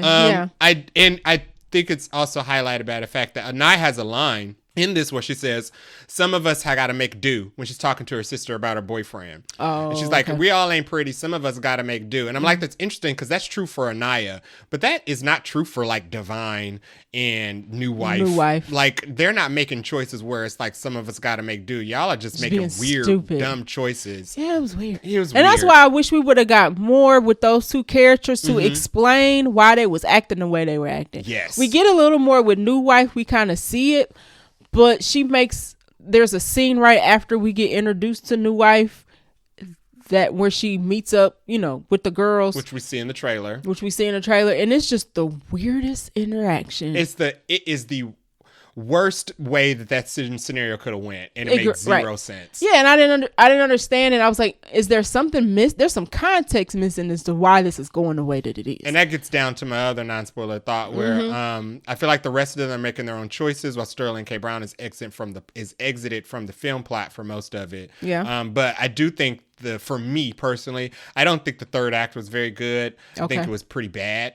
And I felt like it was bad because up until the third act begins when we are introduced to New Wife. Okay. And I feel like that's when the writing ran out of steam for me. Okay. And it just felt like we just needed to get these characters to the end. And it didn't make very much sense, the choices that those final characters made. Yeah. Or the things that those final characters chose not to do or say. That didn't make any sense to me. Yeah, I still don't know how I feel about that ending. I didn't like it. I don't know yet. And I think I'll figure it out by the time we get there. But I'll leave that in my spoiler. Jay thinks there's a time dilation going on. He thinks this is the multiverse. The ending was definitely a dream sequence. Don't think that's true. That don't compute. Okay. We'll get to there when we get to there. But that was my non-spoiler thoughts. All right. So if you don't want to be spoiled, I would definitely, if you can, go check out Is God Is. Yeah. It's worth the watch, regardless of our review or other reviews or whatever. I definitely think it's worth the watch. Yeah. Now, if you're going to be able to catch it in theaters, I do not know. So you might have to wait a little bit for streaming. But if you don't want to be spoiled and you're going to catch it out, or you're going to catch it first, we're going to spoil this in 3, 2, and 1. All right. So let's start off with our characters here. First, we have Cara Young, who plays Racine. She's mostly called Scene in the movie. She is titled The Rough One. So she is not disfigured on her face. Her arm and her fingers are disfigured from the burn. So they both get called ugly, but it's mostly directed towards Anaya because Anaya has burns on her like face and like her neck and stuff. You can see most of her burns on her body. But Racine is not, she the rough one, but she also the wild one. She's the outlandish one. She's the one who got the most fire. And that's good and bad, I guess, in a sense. I will say she frustrated me quite a bit. Yeah. And I think she was supposed to. She obviously loves her sister, but Anaya's like trying to knock some sense into her about the mission that they're on. And she's just kind of like, but she makes some good points, like, haven't we been killed already, being burned or whatnot, and I want the chance to call somebody ugly. Like, I get Racine's anger, but the way she was going, Anaya made a good point, like, you liking this too much. Yeah, she said, we're on the way to kill somebody. Why are you enjoying all this? It was just, and I was like, right, like, y'all not no killers. Right. And Anaya says that, like, we not killers, and Racine's like, I killed somebody, and I was like, no, you ain't. What are you talking about? You ain't killed nobody, girl. Yeah. So the movie is definitely taking this like revenge plot and what happens if revenge like takes over. And like Jay said, you kind of know where that leads because that's how all movies like this typically go. But I didn't like Racine as much as I wanted to, unfortunately. It didn't even feel like Racine was what happens when revenge take over. Racine kind of just almost felt like a mix of that, but also a mix of she just drank the Kool-Aid way too fast. Yeah. Yeah. From when they met the mom. Yeah. And Naya kind of says that to her. She's like, you don't even realize you're being used. And she says it pretty early. Yeah. Yeah. Like you dived straight into the Kool-Aid. Right. So Racine, I appreciate Racine's protection of her sister. I appreciated that she was down for the cause. However, the cause was not necessarily a cause that she should have taken up. Yeah. She don't realize that. And I don't, like I said, I don't know if it's on purpose or not, but Racine kind of frustrated me. Not necessarily, like I was watching the movie like, she getting under my skin, and I don't know, like hopefully that was on purpose and that was like the intention, but just watching this movie the whole time, I was like, somebody just pop her over the head with a V8 because I'm getting frustrated. And I thought she'd be the homie, and she was not the homie for me. My issue with Racine is I went into this thinking that she was going to be the necessary evil. Whereas like the necessary evil is an evil, but the mission is what matters. So you have to use the evil up until you complete the mission. Then you have to figure out what you do with the evil after that. Right. But nothing Racine did in this entire movie was necessary. Agree. Even when in scenes when she has to come to her sister's defense, you had to come to your sister's defense because you did something unnecessary. Yeah, there's a scene she has with the lawyer. I think that's the scene that really like turned me against her a little bit. And when they meet up with the lawyer, she does something, and I'll say it. We have spoilers. They have this rock that they put in the sock, and that's basically their weapon. They ain't got no guns, no bow, no arrow. That's what frustrated me. No nothing. And they go talk to the lawyer, but they don't realize he doesn't have a tongue and he can't talk. Mm-hmm. So instead of trying to like, Anaya's of course trying to take the calmer approach to figure out where their dad is, because that's why they go to him. Racine like whacks him in the face with the rock sock, and I'm just like, girl, why? It was like it was unnecessary violence. Yeah, and I didn't like that because her reasoning was he's the only thing standing in between us and our destiny. He's not doing anything but writing on the whiteboard. Like and when she tries to fight, he like gets up because he about to defend himself. But before that, he poses no threat. So I didn't like her unnecessary violence. Then you're right. Anything she didn't seem necessary. Yeah, none of Racine's actions in it seemed necessary, and I think that's why I just couldn't connect with the character. And it also didn't make sense when a lot of people were like, she's a good depiction of like rage and like the result of rage. Right. I mean, I get why she's upset for sure. I don't 100% get why she's upset for sure. I don't get the fact the movie doesn't do a good job at depicting her being fully upset with what's happened to her until after they have a conversation with her mom. And then right after they have a conversation with her mom, she completely goes on the deep end because of whatever they saw under that blanket, which I'm sure was terrible. Yeah, because I guess when we meet them, they don't even know their mom's alive yet. Exactly. So you kind of wonder what their day to day, like what was their end goal in life before they knew their mom was alive? Like, was Racine just gonna be angry until she died? Yeah. I don't know. Yeah. I don't know. Like, and I guess she's angry about how they're being treated and how their lives are turned out and whatnot. But part of you wonders, like, y'all didn't have no chance to turn any of this? Because they're foster kids, right? Mm-hmm.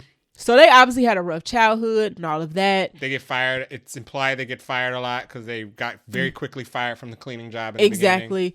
And the movie kind of sets up that it's always kind of Racine who gets them into that situation where they do get fired. Mm-hmm. So you kind of wonder, like, before they met the mom before the mom sent them that letter, like, what were they going to be doing with what was going to be the because Racine says she feels like them gonna go kill her dad was like their destiny. Like, what do you think your destiny was before this moment? It had to be something else, right? No? Okay. Mm-hmm. Okay. She didn't mention she had a boyfriend.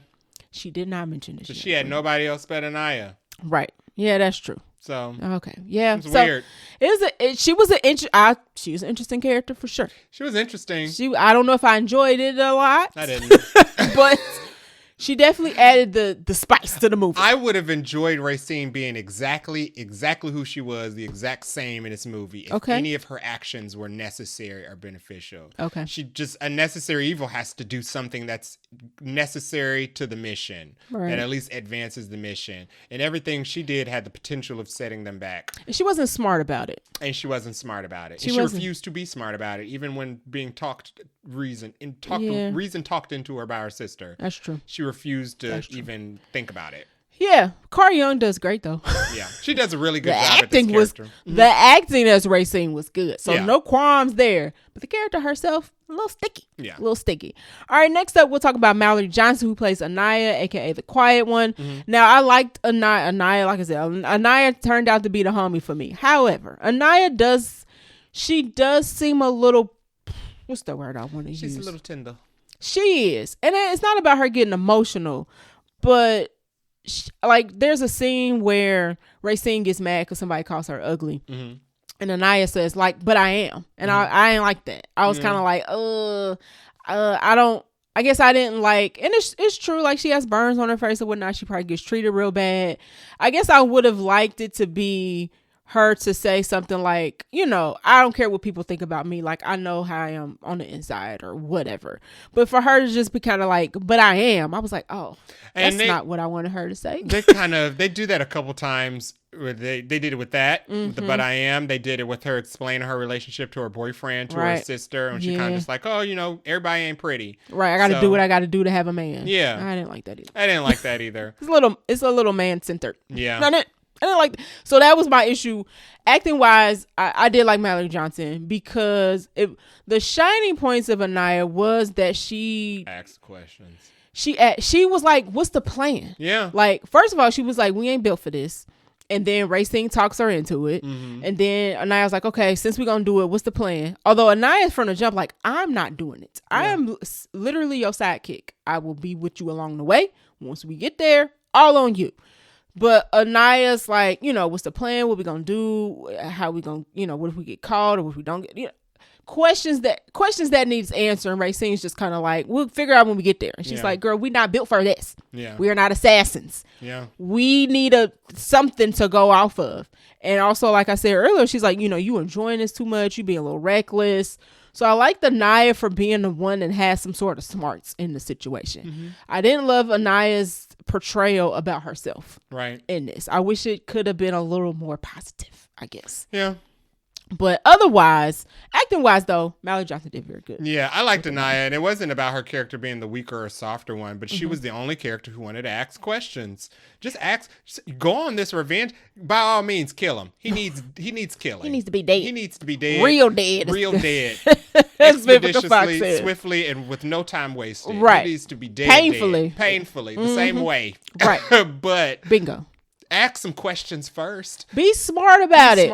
Y'all going on a mission. At least form a little bit of a curiosity about why this fell into your lap right now. Right. Well, she does ask questions. And once again, Racine's just kind of like, why does it matter? Like, it matters because she's been alive all this time. How did you make it to this age? Right. Have you used your brain at all? Or did you just shut off once you met God? Right. That's kind of what it seems like. Soon as Racine meets God, she's just kind of like, off the handle. One of the last few sequences of Racine that I enjoy is when God gives the task, and even Racine's like, "Yeah, we respect you dying and all, but you wild. Yeah, like, this is crazy." That was one of the first scenes. Yeah, where that was probably the last time they were on the same page. Yeah, because even the both of them at that moment questioned. It was reasonable for Racine to be like, "This is weird. I'm wild. Right. And I've beaten kids with a bat before. Right. But this is crazy. This is killing. And also, it's been so long. Who are you?" Right. How did you find us? Right. That's a big plot hole of the movie that I would have liked filled is how did she even know where they were? Yeah. Like she been watching them this whole time. Mm-hmm. It seemed like they weren't in the same city. They had to drive down. Yeah. But they've been through several families. Right. So it was weird that the movie never explained why at this moment God says she's dying, but she been dying. And also, it's a little weird that Anaya references the trial. Yeah. So they were around during the trial. Did they think their mother was dead through the trial? Did nobody tell them that their mother was alive? They were around during the trial. She remembers the trial. Was her mom not at the trial? Yeah, I'm assuming. When they get the letter, she's like, "We got a mom?" Like, what's the continuity here? Yeah, some context is missing. Yeah. Of the movie for sure. That would have answered some questions that maybe would have filled in the gaps of why Racine was the way she was. Yeah. I mean, we get right. Overall we get it. She's an exaggeration of right of anger. But, exactly. Yeah. Exactly. All right, let's get to Sterling K. Should we do Sterling K. Brown now? Sure. What do you got that many notes? I don't have any. Sterling K. Brown plays the monster. Mm-hmm. So he is the dad who burns the Vivica Fox and the two kids. Mm-hmm. He's menacing for sure. But he's menacing because of what we see him, like we see him setting him on fire, but they don't show it directly. Mm-hmm. We see him drop the match and the screams and whatnot. And then he takes a smoke as everybody's burning up. Mm-hmm. And then we see him, we don't see him rip out the tongue of the lawyer, but we get like the aftermath of that. Mm-hmm. And then we learn through a flashback with the wife that he's abusive to her as well. So they set up him being a menace really good. I just don't think we got enough time with Sterling K. Brown being the menace. I would have liked, I don't even know how, I don't write movies. I don't even know how they could have done it. But Sterling K. Brown is in this movie for like Bill in the first Kill Bill. Maybe 5 minutes. Maybe not even that. If you add up all his screen time, it might be 5 minutes. He does good.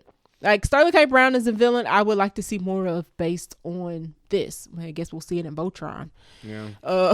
But he does good. I don't really have a bunch of notes because he's not in it a bunch. Outside of wanting to see him be a villain in other roles because I think he does good in this. Mm-hmm. There's not really much else to say because he ain't in it a bunch. I was disappointed by Sterling K. Brown in this. Dun dun dun. In not his performance. His performance was good. Okay. He was menacing. Yes. For me, for about 2 minutes. At the very end. At the very end. Okay. At the table sitting with the Naya. Okay. Once I realized that was all we're gonna get from him, was just very short, thin answers. I mean, he does the answer where he talks about the reason he did it was because as a young black man, it's important to be able to stand up in your own home. And I'm like, okay, that you've said it, and that message is clear. You know, they did a good job at like just depicting that one line. Yeah. And I get that his whole character is supposed to be an exaggeration of what happens when you don't allow men to grow up and be men. This is I don't even think this is exaggeration. Yeah, I mean, well, yeah, I mean, Actually true. Because yeah, I mean, we just had like a bunch of black guys kill a bunch of black women in real Lord, life recently. yeah. So it ain't even an exaggeration. It's not an exaggeration. They do a good job at depicting the realism of crazy black men in the real world. Mm-hmm. But I was disappointed by his character's performance once I realized that it wasn't going to be thrilling enough. So we talked about, this movie is not like Kill Bill. It's in like a revenge. It's in the same revenge genre. plot. Not enough. It's not as thrilling. No.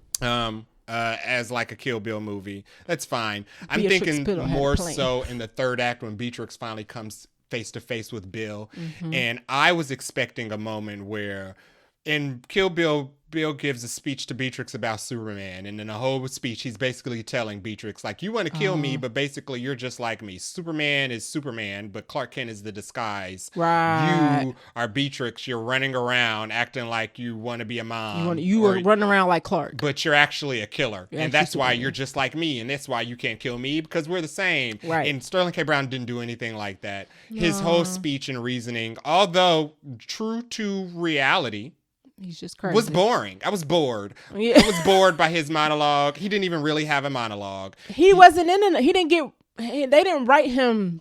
His whole point enough to have a monologue. His whole point of why you're doing this. I'm doing this because a young black man needs to be able to stand up in his home and express himself and do what he wants, and that is true to reality. But as a villain plot in a movie that's supposed to be a road trip epic adventure where these girls are supposed to be getting payback, that's boring, man.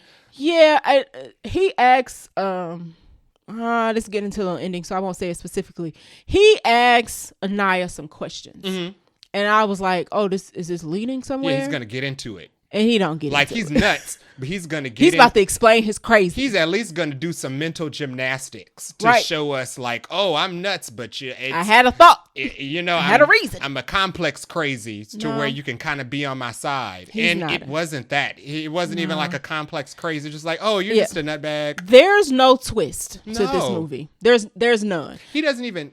I mean, he sees himself as like regular, redeemable, making an innocent mistake that he set their mom on fire. He was like, I was young, but that don't even make no sense. It wasn't backed up by anything interesting. I needed like an ergo vis-a-vis or something. Like, give me like a speech. You're right. His character is thin. He doesn't even seem complex. He just seems like a nutbag. And unfortunately, that's true to reality. There's a lot of just solid, plain nutbags out here. Right. And we go to movies for escapism. So I need a little spice. Yeah, to my villains. I wanted his third act sequence where we finally get a face to face with the psychopath that's been leading the trail. Yeah. You know what it was for me? His character didn't have chemistry. His character was so dry and chemistryless, it made zero sense that he encountered anybody who would stick around with him. It made no sense that he encountered a woman. It made no sense that he encountered a lawyer who would work for him. Yeah. Like, you're not even like a charismatic evil. You're just boring. I was just bored. We didn't get to see enough. No. He wasn't in the movie enough. We didn't say anything. Yeah, he wasn't in the movie enough for us to build up that whole... He is so good, he's able to find multiple women and have multiple kids with them. Yeah. We didn't get that because it was kind of like... Right, there you go. It was like, you make your sandwich. Is it the sandwich that you make? Is that what's turning people on? Yeah. I don't understand. No. So yeah, I agree. He looks like... I mean, I agree with you. He just looked like a deer in headlights. Even in this, when he was talking to Anaya, I'm like, you're not giving in anything. Yeah. Just a plain dry toast evil. Yeah, now you make me want to take Sorry, back I what was I said. just disappointed. He does good, but it's not enough. They do a good job at the build-up. It's not enough. We didn't see Bill until build-up. the end. But we knew Bill was awful. Why? Because Beatrix had ran through so many awful people that's like, God, if y'all came from Bill, y'all got to be terrible. Right. And we thought that he killed her kid, killed her while she was pregnant. Yeah. And the twist was the kid was still alive. Yeah. This movie didn't have no twist. No. Really? Well, I mean, it had a twist, but they kind of revealed it earlier. So it didn't have like a secret third act twist. I wouldn't even consider that a twist. Yeah. Not really. So I wish that they had gave I think his character's just the monster. Just the monster. I wish that they gave the monster, because Sterling K. Brown is a phenomenal actor. Oh, yeah. They gave him nothing, and Gave that was him just more. a little sad. Okay. I wanted him to have I wanted him to have dialogue. Mm-hmm. I wanted him to have dialogue and conversation. Like a good back and forth. Yes, we know there are crazy black men in the real world that are doing crazy stuff and killing people for no rhyme or reason, and they're nutbags, and it's probably because they never went to go see the lady when they should have went to go see the lady. But that's the real world. This is a movie. This is your time to fully stretch that out and embellish that point and give him things to say that kind of back them up. And the only thing he mostly said was dressed up versions of because it could.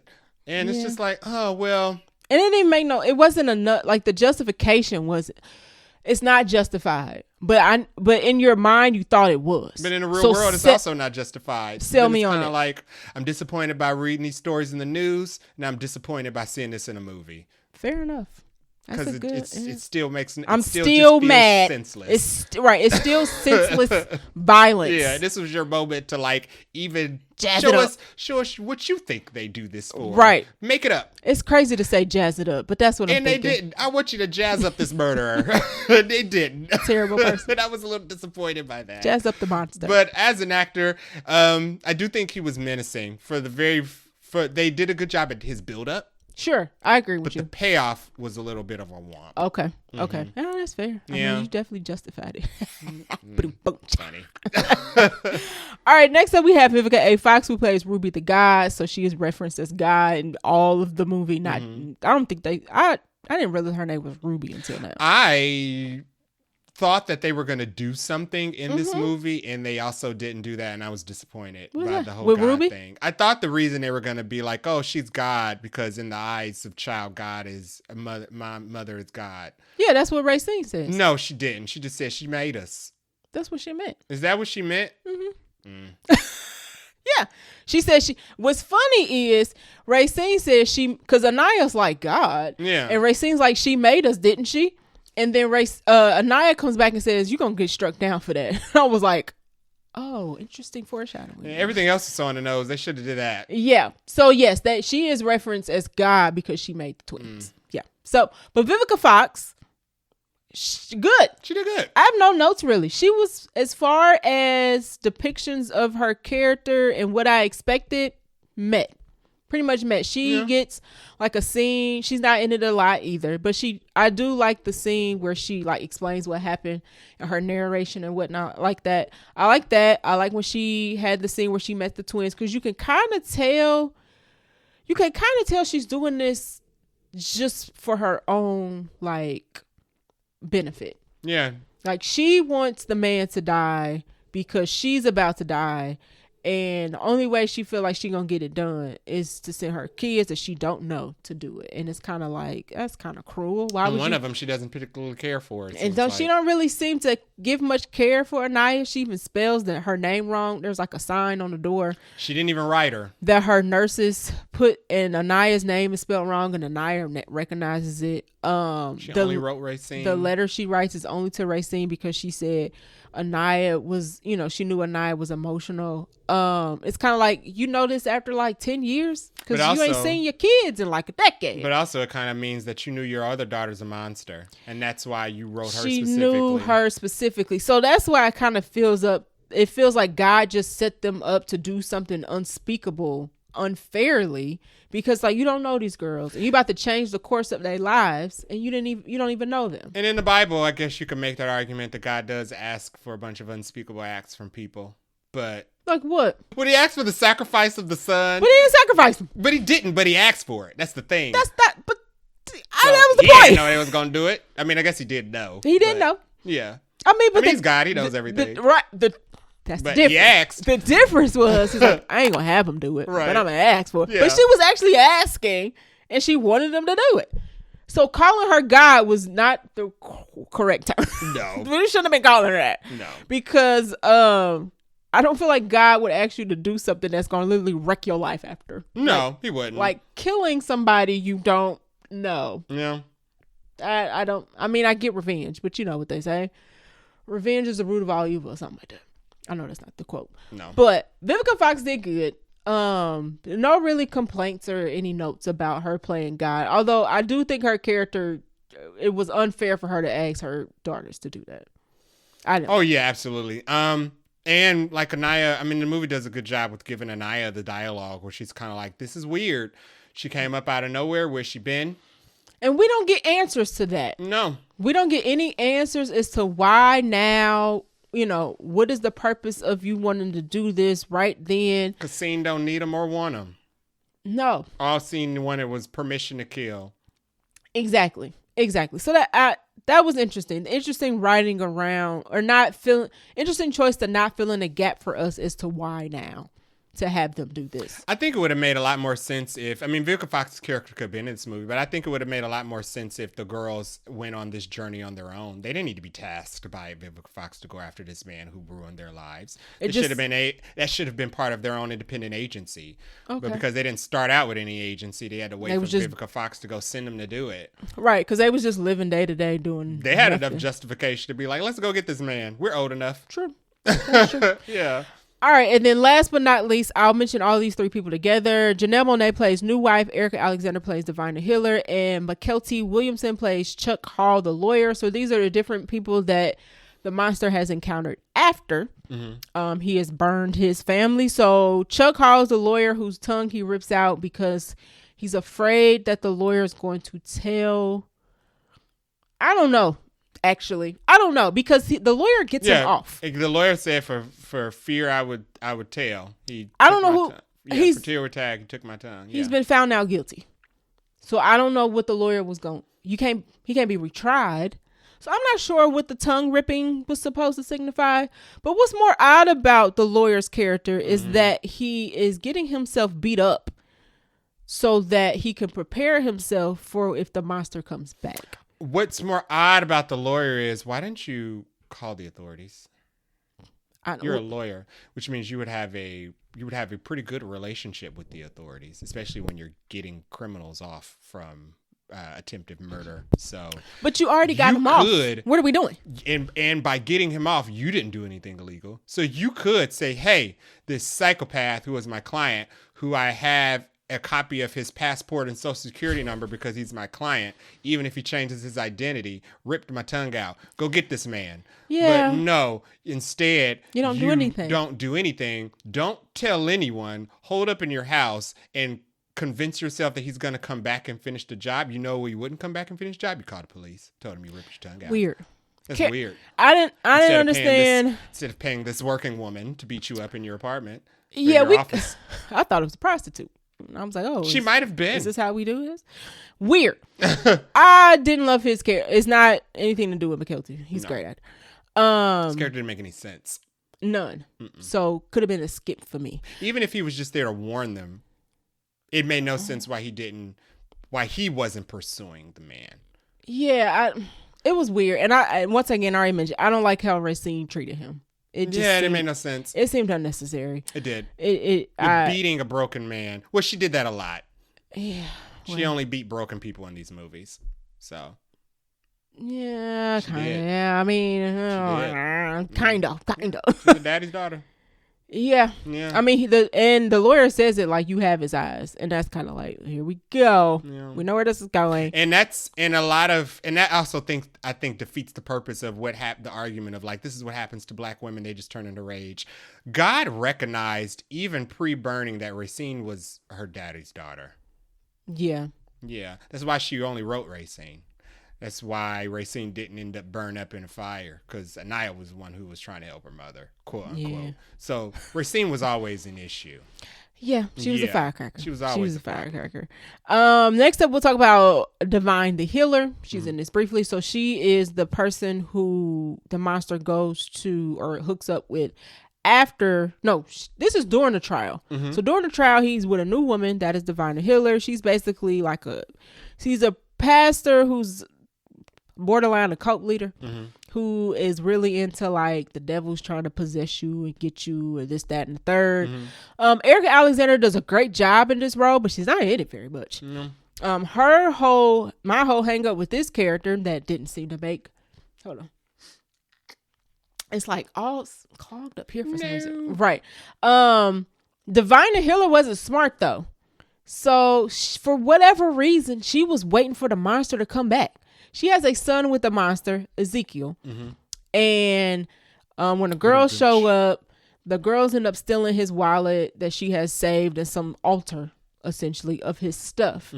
So they can go find him. And she's like, when you find him, let him know that I got all his stuff set up for him and I'm waiting for him to come back. And it's been like 20-something years because Ezekiel's a grown man. He left when the boy was pregnant, or she was pregnant or something. And it was just kind of like, why are we writing this character like this? Well, I think that I got Divine sequence because that was supposed to be a commentary on the church, I guess, which is fine. But what is it? I get the church theme. To be the leader. I don't get the point about her waiting. What did that got to do with the church? Waiting for a false prophet to return? I don't know. Oh, she was the prophet. Yeah, she was. Okay. Weird, but Erica Alexander did great. I got her part the most, though. Okay. Even it was campy and it was over the top and it was a big exaggeration of like religious devotion. The followers that come after and devotion. I don't know, maybe paganism. She had the altar. They have altars in Christianity. So, well, I mean, he's not God. Oh, so. Okay. So, what, false idol? Yeah, false idols. Maybe false idol. Yeah, you're right. I got that. Okay. And her reasoning for waiting around was a little weird. What was more weird about her was her grown son. The son was even more weird. Agreed. Yeah. So the grown son who never met the man. Ezekiel ends up chasing the girls down to so he chases them down. He busts up their car and I guess he tries to kill them. Yeah. Because he knows that they're trying to go after the dad. But it's weird because it's like, well, why you ain't just go after the dad all this time if you want to see him so bad? Hello? Yeah, you got that address, but you have the same clues that they would have. Yeah, so the son part was very strange to me and didn't add anything to the movie other than a plot device for them not having a car. Yeah, also that. That was pretty much it. And then last but not least, we'll mention Janelle Monáe, who plays a new wife. Pissed me off. She was the weirdest of the bunch. So Janelle Monáe, we quickly learn that she is getting abused by the monster as well. He got her working to the bone. She tired of it. She ready to go. She has had sons with the monster. So now he has 5 kids in total. And she ends up peeing in a bottle and using a bottle to clean off his glasses and whatever else she does around the house. She's packing her bags up and she's leaving. Like she's trying to talk herself in, like she's been trying to do this before, but today's the day. So she's packing up her stuff to leave and she's leaving her 2 kids, and her kids seem to be at least high school age. Grown enough. So she's leaving them behind, and one of them was like, well, what are we supposed to do for dinner? And she's just like, she don't even respond. She just one of your arms. You're huge. Right. She just puts her sunglasses. Like she fed up. Right. And then the trope with the twins in this one is the same kind of trope with Racine and Anaya. One's the quiet one. One's the loud and boisterous one. So she seems kind of a little tiny bit broke up to say bye to the quiet one, but she don't want nothing to do with the boisterous one. She like whatever. So she leaves. And as a whole, new wife, you think is going to be this catalyst character to help, at least I thought, to help the girls get to the dad, right? It quickly turns into one of the weirdest exchanges in the movie, which we can talk about now because it's not really part of the ending. So as she's leaving, Racine and Anaya sit on a dirt road path that they somehow know she gonna take. Right. I'm just still following. It's making sense to me. And I don't know how they knew she was taking this dirt road because they live in this really nice house. Like new wife and the kids and the monster live in this really nice house. They obviously got money. She driving like a BMW and Mercedes or something like that. Nice car. She on this dirt road path to leave. She's singing Prince to her heart's content. And she runs into the girls sitting in the road, and she's kind of like, this is weird. Could you guys, move out the way? Please move. I'm trying to get through it, whatever. And Racine has an attitude with her, obviously, right? And Anaya's just kind of, sitting on the side in the wings. And Racine's like, well, she got to come to us. And it's kind of like, well, why? You in the middle of the road. Anyway, she gets out. Janelle Monáe gets out the car, and it's kind of like, I'm okay. What's going on? I'm trying to move. Y'all need some help, whatever. And they quickly put together that they are his first kids. And she's like, oh, you're his girls. He lied to me about y'all. Like, he said I think he said they were dead. Mm-hmm. Y'all died in an accident, a freak accident fire. She thinks they're there for child support. Are you guys here for child support? That kind of sets Racine off, obviously. And the exchange is very much like, new wife has a reason why she's trying to leave. Mm-hmm. And the girls have a reason as why they're trying to get to the dad. We should all share our reasoning to realize we have a common theme of wanting to escape and or get rid of the man who has caused us so much trauma. No, we're going to act like Looney Tunes. But instead of that, we're just going to argue, call each other names, disrespect each other, spit in each other's faces, and then that's going to lead to violence and somebody dying. That's where I feel like I was like, the writer ran out of steam, because I hate scenes where it is very everybody's obvious just holler. Everybody's got a plot, but nobody's going to tell each other. We're just going to act like cartoon characters. So new wife is talking down to the girls because she's kind of like, I don't know why though.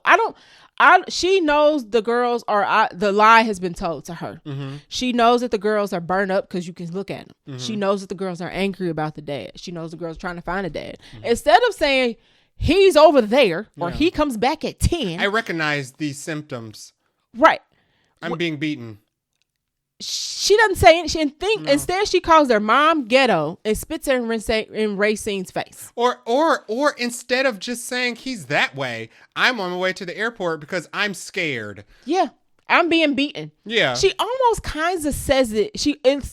There's one point where I think she's about to say it, and she says something. That's where I get super mad because she's like, "Oh, if you take my car, do you know what he'll do to me?" And she doesn't say it. I'll just leave it up to interpretation what he'll do to me. Maybe he'll give me another one. And Racine ain't catching none of this. No, right? She's an idiot. Ain't really nothing to catch. But she not really picking up on the cues. She just getting more mad at new wife. So they're going back and forth. And then she calls their mom ghetto. Like, your mom could have left. She should have left. She could have left. And it's kind of like, that's a weird thing to say to an abuse victim. What are you talking about? You also could have left. You waited forever. So you would know this. This is weird that you're saying this. What are you talking about? Wait until you had kids? Right. So Racine ends up killing new wife, beating her down with the rock in the sock. Because that's their only weapon that they got through like the whole movie. Yeah. And it makes no sense because that scene did not have to go that way. No. They could have, even if they didn't buddy up to tag team him all together, she could have simply told them, I need to get away because my life has been a living heck. Like your mom's life was probably worse. I'm experiencing some of that. He's going to be back at 8:00, hide in the bushes, the keys under the mat. Yeah. The knives are in the kitchen. He hides a gun under his sock drawer or something. Kill him. This needed a co-writer. Please leave my sons out of it. They innocent or something. Or she could have been like, let me text my boys to go leave. It just was dumb. Yeah. It was just a dumb play out scenario. And at that moment, you realize Racine is a murderer. Yeah. At this point, she has hit the lawyer with a sock unnecessarily. And now she has killed a woman unnecessarily. And you kind of like, is we really going to come back from this? No. And Anaya's just freaking out, right? Yeah. Because she don't want to do this. She don't want to have nothing to do with this. And then and Anaya's dumb because Anaya was hyping her up. Like, Racine's not smart. Was hyping her up. Racine's not smart. And she has this rock. Don't hype her up. Why hype her up until and then when she hits her in that face, be like, oh my God, Racine, what are you doing? I mean, what are you doing? Right. And she literally kills her. And we don't see it, but we hear it. Right. Yeah. And it's terrible. So Janelle Monáe does fine acting wise, but I hated her character. I will give her 1 point because her outfits was cute. That's about the best positive thing I can say about that character. Yeah, this is what I meant when I said a lot of these characters are way too stupid to not have been picked off by natural selection way before these girls got to her. Yeah, it makes weird. zero sense. Her character was written dumb for no reason whatsoever. I just didn't understand. After having the whole monologue about her, the internal monologue with Janelle Monáe's character, she had a whole plan. She was going to go to Vegas with her $3,011. She was going to get some dinner. She was going to gamble, specifically that amount. She had a new identity. A new identity waiting for her in Colorado or Minnesota Connecticut or or something. Connecticut, wherever. And the minute she encounters these girls, she turns into a bumbling idiot who's like, oh, I have to catch a plane. And it's like, explain to these girls where you're going and why you're going, because you know who they are and you know why they're here and you know who they're looking for. And I guess it was supposed to be like she wasn't innocent, so she deserved to get killed. And it's kind of like, I don't buy that. Was she not innocent? We don't know that. We have Racine talking about, oh, she lying. Nothing Racine can be taken for anything because she put a spin on it. Racine, I was twitching in the back of the car as soon as God gave them the mission. So Racine's brain was turned off earlier in the movie. Right. So Racine talking about, oh, she lying. She knew about us. Girl, we don't know that. What we do know is that even if she is lying, she's on the run. Right. Y'all all have a common enemy. So how about y'all open your mouths and talk to each other and talk about it? That's fair. I didn't like that. I don't like movies where they're like, well, we don't really. Somebody just say what it is. Yeah, just say what it is. I feel like a co-writer could have been like, hey, fill in the gap. There's a smarter way. If we really want these girls to kill this woman, I feel like there's 10 different smarter ways that we could get them there. Right. And I don't necessarily mind that she killed her completely because we don't know this character, right? We've seen her for 5 minutes. It was the way that they did it. Like, it could have been an accidental kill. Like, they was fighting her, scuffling. She got ran over by the car and it was kind of like, oops. We didn't mean to do that. Like, but we got to keep moving, right? We got the mission. The mission's that is still at hand. But basically, Janelle Monáe's character, like, I have a reason, but I'm not allowed to tell you because they didn't write it in the script. So the words aren't here. The words aren't on the page. I can't tell you that. I have to just act like I'm missing a flight for a work meeting. It's B613 so y'all classified. can think that my reasoning is less important than y'all's. Right. Which is so dumb. Exactly. Because she dressed like she going to like a work conference. Yeah. That made zero sense. You're right. So those are all our main characters. Yeah. Let's get to our likes and dislikes, the ones that we haven't covered already. Sure. I already mentioned my two, I think. Twins talking without talking. Mm-hmm. So I like the whole telepathy thing. That was pretty cool. And I liked all the acting from Vivica, Erica, and Sterling. Yeah. Janelle Monáe acting was fine, but I really disliked her characters. So unfortunately, I can't put her in this lump. But as far as what we got from Erica, Vivica, and Sterling K. Brown, I liked all of that. I liked some of the styling. Like you said, I like the telepathic conversations between the sisters. I like the moments when they would start talking to the camera seamlessly from narrating to talking to the camera. Okay. And it's switching into breaking the fourth wall. I thought that was good. Their sets weren't really amazing to look at, but I do think they had some good shots of cinematography, mostly when they were outside. They spent most of the time outside. Okay. The costuming was okay. Yeah, their outfits were. I mean, I like their hair. I like their hair, and it was actually interesting to see how they dressed while they were on the run, because it was kind of stylish, and their makeup was always on point, which I thought was interesting. I was kind of like, are they stopping to do their makeup at every stop? And I like the makeup, the burn makeup. That was done really well. Anaya's burns were done really well. Yeah, and you could still see a lot of her face acting through it. And I think that's the credit to the makeup in her as an actress. Yes, agree. Any dislikes? Dislikes. I did not like I thought the chase sequence between Ezekiel when he found him on a motorcycle was anticlimactic. It didn't have a lot going on. It really bugged me that these are two grown adults. Y'all better find something better than a sock and a rock. Y'all are grown. Y'all grown. Grow up. You're on a mission to kill somebody. Grow up. Visit a hardware store. Steal something. Get a knife. Get a golf club. You're using a sock and a rock like you're 5 years old. That's all they had. They had two socks in them. No, that's not all y'all had. Yeah, y'all could have took the muffler from the bottom of that beat up car and that would have made a better bludgeoning tool than this sock and a rock, which you have to flail around like a cartoon character. Racine refused to come up with a plan, and that was her plan. Was a sock and a rock. Yeah, I mean all the two socks and a rock. Y'all ain't had nothing in y'all house. Yeah, what do y'all divide y'all sandwiches with? What do you spread your butter with? Pick that up. Y'all ain't take nothing from your homes. Nope. No. Sock Sock and a rock. And they didn't makeup. bring the sock and a rock. They acquired it outside the lawyer's house. Up until that point, they had no murder weapon and no plan. No. That made zero sense. The sock and a rock really grind my gears as like a tool, a weapon. It's in the rest of the movie too. I'm fine with y'all killing the man. From the lawyer on, we got the sock Act and like rock. you want to kill the man. No. Why? Why would you plan? Why are you using this sock and a rock? Why would you plan a murder? What's wrong with y'all? I don't think I had that many other dislikes. I mean, the movie's pretty straightforward. Okay. Yeah. I'll just point out, sometimes I didn't like how Racine treated Anaya. She just talked to her real rough. And I was just kind of like, it was no need. She is like, listen to her. Yeah. Racine needed a come to Jesus moment. And Anaya was came to God. That didn't work. Anaya was trying to give it to her and she wasn't listening. And then I will say, I'll say my other one until we get to the ending. Divine Son was kind of pointless. The whole Ezekiel. Yeah, it went nowhere. And that whole chase sequence is just kind of weird. And they left him locked in a barn. And I was just like, is somebody going to get him? It would have been easier to take care of him if y'all actually acquired any type of weapon. If it's almost like you weren't on a mission to go kill a man. It's almost like y'all planned to kill him with conversation. The power of love. Y'all didn't even have nothing to fight Ezekiel off with. And who chooses a hammer to kill two people with? Yeah, and Ezekiel showed up with a hammer. Even he was a little slow. I get him using a hammer to beat the car up. That makes sense. But then he was going to use the hammer to... It's two of them. Nobody owns any guns. Or knives? No. Knives would have worked. Machete? A thorn dart. I mean, I don't know. Kunai. Something. They did not have no kunai. Throw some kunai at in this movie. Oh my goodness. All right, so let's get to the ending here. I'll try to keep it brief. So okay. I'll add some context. Well, I'll try to keep it brief. They get to the sons. Mm-hmm. So after they kill Janelle Monáe, they go back to the house. They show up to the house with Dumb and Dumber. Mm-hmm. We call them Dumb and Dumber, the twins, the boy twins, because the older or the what do you want to, not the older one. The older one, or the bigger one. The bigger one, the idiot one. Yeah. The idiot. The idiot one thinks they are strippers because he somehow thinks that his dad has sent them strippers 2 weeks before their birthday. Your rich daddy, y'all live in this big house in the desert. Y'all got this big, nice pool.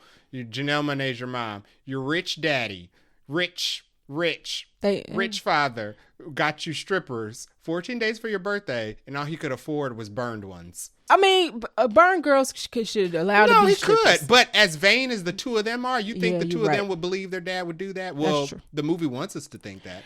It wasn't even it was the fact that there's nothing that we've seen out of Sterling K. Brown's portrayal of this character that makes me think he hired strippers for his son. Yeah. Out of the blue. So why his sons would think that was real weird. And he knows who y'all are. Why would Sterling K. Brown? He knows who y'all are. He knows y'all are disrespectful. Right. Why would you think your dad would get you burned strippers for your birthday as a celebration? Right, so because he knows y'all gonna be real like... Yeah. Right. And you went along with that? Then it made no sense. Yeah. So Anaya and Racine go along with it, and then Anaya actually has a conversation with Racine, like, no more killing. The only other person you get to kill is the monster. That's it. Racine's like, okay, fine. So they do the stripper thing. They trying to fake it or whatnot. But the stupid son notices that Anaya's got burns, and he tells her, oh, you can still dance, but you got to turn around. We don't want to look at you. You ugly, right? Mm-hmm. Anaya runs away. Racine's like, that's her trigger. Right. Mm-hmm. The light switch comes back on. So she finishes the dance, lures the son to the bedroom. Rock and the sock come out. Mm-hmm. She kills him. I mean, I guess Rock. It makes it seem like she stabbed him, but somehow I think she just took the rock and bashed his neck multiple times. Interesting. Anyway, somehow she gashes his throat open and he bleeds to death. Mm-hmm. Quiet son, twin son, finds him. There's this big old back and forth with Anaya and Racine because she said she wasn't gonna kill him, but she did. And Anaya's kind of like I'm out of here, like I can't do this, and she runs off with the quiet twin boy. He's like, oh, thank you for saving me. She's like, you're welcome. And then he immediately starts to choke her because his brother was just murdered by her sister. Because he's the Anaya, and he would kill somebody if somebody kill Racine. So it turns into a situation where the twins are fighting off the brother. Anaya ends up stabbing him with some gardening shears or something. Oh, a weapon that makes sense. Right. An actual stabbing jab weapon. Let's not keep that. Let's get back to the sock rock. Exactly. We don't keep that. It's stuck in his body, I guess, technically. So Anaya kills the one son, the other son. Both sons are now dead. So where do we get to? Why does Racine get knocked out? Racine gets knocked out because he was choking her out and she passed out. He was choking her so hard she was passed out until sundown. Right. So before the stabbing of the second son, the reason why Anaya stabs him is because he's choking Racine. Right. So Racine's now passed out. Anaya has to drag her into the house, but as she's doing this, the monster shows up back home. This is where we get the scene under the table where he comes in, he makes himself the sandwich, he sits down to eat, and then he starts saying, he obviously knows that they are there. So Anaya comes out, they have this conversation, and they have this questioning back and forth. Jay's kind of already mentioned this. It's not really a groundbreaking scene. He's asking questions about who you killed first and how'd you do it. And Anaya's asking questions about why you burned them up. And it's really, he don't really have no depth to This was his moment. He was just like, because she wouldn't let me touch her. And it's kind of like, is it? Okay. And she does have a good comeback. She's like, it seems like an overreaction, but it goes so fast you don't really get to sit in that kind of comedic moment. Anywho, they go back and forth. Anaya me frustrated, like, that's all you got to say? Yeah, she's mad because the answers are very like basic. Right. There's no depth to his. Give us something. Nothing. So they have a conversation back and forth, and somehow he talks Anaya down from killing him with the rock and the sock.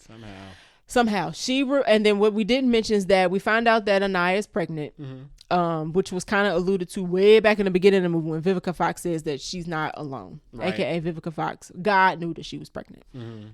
So she tells Sterling K. Brown, I'm about to have a baby, you about to be a grandfather, which I thought was weird because, girl, why are we claiming that man as your dad? Like, he's a murderer. We ain't got to claim him as family. Anywho, he's like, oh, okay, I want us to, like, you go your separate way. I'm going to stay here. Like, everything's fine. And I'm like, this is weird. Like, people are dead. People are dying, Kim. So he's presumably just going to let her go. Yeah. Obviously, that's not really the case because he's crazy. 1 second, he's like looking at her like, oh, how far along are you? And then the next second, he's slapping her in her face. He's obviously not happy that his family is dead. And this doesn't make any sense because it seems like he has no regard for human life, but he's gonna let her live because she's pregnant. Those two things don't add up. He tells her, if you wasn't pregnant, I'd take your eyeballs out and make you eat them. And it's kind of like, I don't believe that her being pregnant matters to you. I don't. So who's confused here? You are ripping tongues out. You're setting people on fire. And you don't seem to care that your family's dead. You ate a sandwich. And you ate a sandwich with your dead sons in the house. Yeah. I don't think you care about her 11-week-old baby. This is poorly done. I'm not buying it. I don't like it. So he slaps her around. Presumably, I guess, to let her go later. Yeah. Anaya wakes up, literally, mentally wakes up. She got the rock and the sock back. And now it's about to be a fight. He's choking her out. Because he's like, all right, well, if you want to fight, let's go. He puts his dukes up. He actually about to box with her. And then Racine finally wakes up from her being choked out. And there's a 2-on-1 battle. They kind of losing it. It's not really going their way at first. Because they want to use a sock and a rock. Because they're trying to use a sock and a rock, and they keep swinging and missing. He's ducking and dodging. This house is full of things. Like he's a boxer. Hit him with the plate from the sandwich. Bobbing and weaving. Somebody even breaks a glass. I was like, oh, grab the piece of glass and cut his throat. No, we're going to stick to this sock and a rock. And we're not going to get individual weapons. Yeah, we're going to share the sock and a rock. So that he could smack us against every wall in his house. So they overtake him at some point, and they fighting him. They got him on the ground. They just socking and rocking him and stumping him out with their foot. He's bleeding and he's gushing and he's... So he walks around. They let him get up and walk to the bathroom. And I was like, this is dumb. He's been handling y'all. What if he walks to his gun closet? Yeah. I thought he was walking to go get a gun. I would. Because that's what I would do. I would go get my gun. There's no way this man ain't got at least one in this house. Because as an adult, who is fighting y'all back with a sock and a rock? we come to a full circle moment. He actually walks into the bathroom, falls into the tub. Racine has gone and got a bottle of liquor, alcohol, pours it on him, lights him on fire. And as like we did in the beginning of the movie, she's basically doing to him what he did to them. Mm-hmm. All right. We having a beautiful moment or whatever. I guess.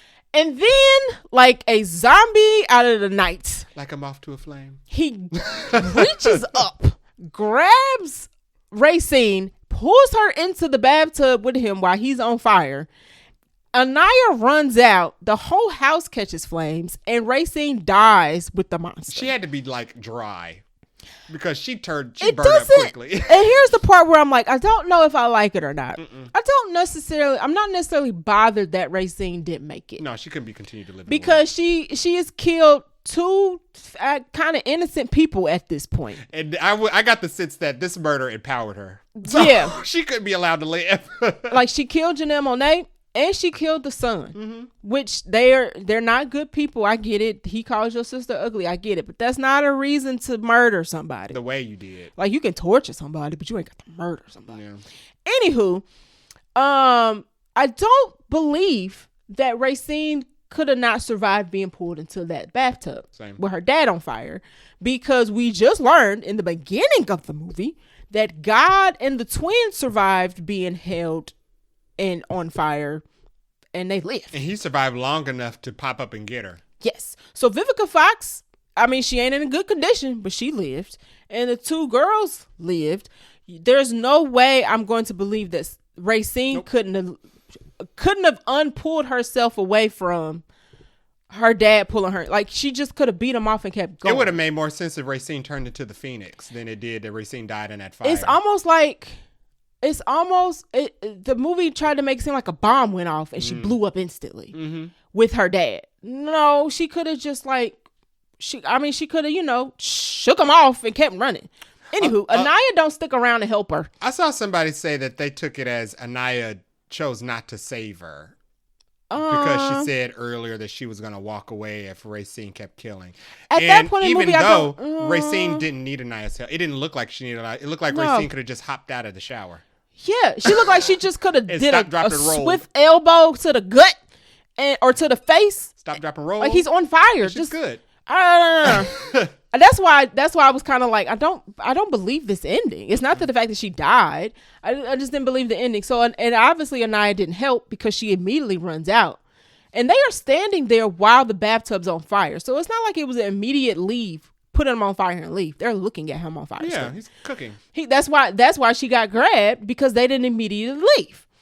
So Anaya runs out of the house. She has a moment because she realized her sister is dead. She's by herself now. And then the movie pretty much cuts to her holding her baby. The dream sequence. Okay. So Jay thinks she actually didn't make it and she's sitting somewhere locked up in jail. Yeah, she is. She's in jail. Because she drops the rock sock outside of the house. And Jay's like, well, that's the evidence that she was involved. And I don't think that's true. I think it's a dream sequence. I think the ending is just a metaphor. And they had so many dream sequences in this movie. They only had one. It stands to, and the telepathy, it stands to believe that she just hallucinated that. So, and her mind broke after seeing Racine burn up in that fire. Jay has a DVD alternate ending. I do. But the actual ending, you're not going to convince me that that's how this movie is. That she basically ends happy with her baby. And she lives happily ever after. Now, some people some people didn't like this ending, one, because Racine died. But some people also didn't like the ending because it felt like once Racine died, Anaya was free from her sister. Instead of it being she's sad her sister is gone and now she has to live her life without her. People were like, it was more like a relief. Like, whew, my sister's gone. Now I can be free to live my life how I want. I don't have a problem with that. I can kind of see both. You could take it either way, because Anaya does have a little speech with one of the twins where she says, like, do you ever feel like your brother is just acting out to live a normal life while you got to kind of sit by and be backseat to it? As if she was saying, like, I got to be backseat to her crazy and I just want to live a normal life. I don't know. Maybe she was kind of relieved that maybe she didn't help her sister. I don't think she that's was a bad ending. Because she was kind of like, I'm tired of this. Yeah. I got to go. I'm pregnant. Like, I want to live a different life. Yeah. So basically the movie ends with Racine dying with the dad. Anaya gets to run away and live her life with her baby. Now the play ended a little differently. There was an extra on the end. In the play, Anaya makes it back to the mom, and she tells her like what happened. Dad's dead. Racine's dead, and apparently God has no real like reaction to Racine dying. She's kind of like, oh, interesting, okay. And Anaya don't like that, and she ends up the interpretation is that she takes the rock sock and kills God. Like, she says, God, are you at peace now? Can you go? And God's like, yeah, I'm good. And then while God's not looking, she hits her with a rock and kills her. Apparently, the author, Alicia, says that that's not the interpretation of the ending. Like, she actually doesn't kill her mom. She just walks off and just lives her life in peace. Like, she rewrote the ending of the play to make it more clear that she doesn't kill the mom. Very interesting. Hey, maybe this needed a second draft. I don't know, but this movie needed a second draft. The movie stopped at the point where she had the baby and moves on. We never see mom again. The play ends differently depending on what version you read. I don't know. So that is our ending. Not necessarily happily ever after, but somebody did live. So there's that. All right. So did you have a favorite line or scene? Favorite line or scene was when Racine said, "We'll see." When they went to go see the lawyer, he asked her, "You here to kill me?" That was the funniest thing she said the whole movie. Okay. She was like, "We'll see." Okay. I think my favorite scene might be when they met God for the first time, and when she says kill him, and they look at each other like, that's not really what we thought we was here for. We respect you dying and all. That was the last moment them two girls was on the same page. Yeah. And that was a good scene because they did a very good job of like bouncing off each other of like, yeah. Biblical Fox is like, is there a problem? So that was probably my favorite scene. Do you have any random notes? I have a couple random notes. Do people really stare at burn victims like that? That was when they lifted the sheet off of Vivica Fox. No, that was when the girl in the beginning, when they were doing the cleaning job, dropped her scarf and she acted like there was an active train wreck happening in the office in front of her just because a girl with burns handed her a scarf. I guess people are rude like that. I guess. Okay. I don't know why. People are stupid, so sure. Racine is a nut. This is the scene where she was in the backseat twitching like a Looney Tune after God sent him on the mission. Mm-hmm. And she was just talking about this is destiny type stuff. And her eye was literally twitching like she needed a fix. Yeah. She was crazy. Anaya's going to be the only one who makes it out. This is bullet number 3. Oh. God, this is when they keep focusing on her with all the warnings. Okay. Oh, they're on their way to kill a man, and they've acquired 0 weapons. Where are the weapons? Was one of them. Where are the weapons? Where are the weapons? Where are the weapons? Of course, one brother is Stefan, and the other is Urkel. This is when they ran into the twins. That was the twins. The twins. The twins. The twins. Nah, I was like, of course, one is Stefan and one is Urkel. Yeah, it's such a trope. It's such a trope. And of course, Stefan is an idiot. He was an idiot. So everyone is dumb. This was when the stripper plot is the stripper plot for me is a suspend your level of disbelief that I just could not get with. Yeah, it just didn't make the dots. The dots were not connected for us, and I don't know how they connected for them. No, the type of boys that y'all are, it didn't make sense that Jared's father would hire these women to be the strippers. Especially when one twin obviously wasn't into that. No. Like, why would he hire... And you called it from the very beginning. You said he's ignorant. As soon as they see them come out, he's going to say something about her face. Yep. And that's exactly what he did. And I'm like, and you thought your father would send these girls to you? Right, knowing you disrespectful jerk. Yeah, like, why would you think that? Second of all, you're an idiot. These are 2 random girls. You don't even know their name. They didn't even say anything. Nope. All they did was ring the doorbell, and he was like, strippers. Yeah, it was so strange. And then he's like telling his brother, like, you should want this. When's the last time we had fun in this house? Y'all live the life. Y'all look spoiled. You can't convince me y'all don't have fun all the time. You can't convince me that your lives isn't just made up of fun. Yeah. But they're lonely. So it didn't make any sense that y'all are so desperate for these women. Like, it looks like y'all get everything y'all want in life. Janelle Monáe's literally organizing boots and ties by color. Yeah. That's true. That made no sense. If we don't do this, who's going to stand up for her? Racine is a mess. This is after they were talking about killing the twins, I think. Yeah. She said a lot of wild things, and Anaya was just like, what? No. The twins' friends all run out like cartoon characters. No one calls the police. This is when wild. This is when she kills Stefan. That was wild. Racine killed the older or the dumb brother. And then the friends just let's get out of here, guys. Because he and ran. They just run out he like called. idiots. Yeah, he called his friends over for the strippers. They all waiting for the strippers to come out. She kills him. He comes out with his blood. Blood bleeding. He dead. And they just leave. Nobody even takes the picture. And the cops don't show up anytime later. Nobody called the police. Like this, your friend who's been murdered, and nobody called the cops. What's your friend? I didn't get it. They all just run out and they're never heard from again. No, that made zero sense. Poorly done. What else? She got to kill her sister. I thought the movie was gonna go where Nia was gonna have to kill Racine to get her to stop. And that was after that would have been a quite compelling ending. That was after she killed the older brother and said that she needed to kill the little brother just because he was a witness. That makes zero writing sense, because if this movie cared about witnesses, then she would have thought about that before killing the boy, before all his friends ran out of the house and they saw their burnt up faces. They have arrived with no weapons.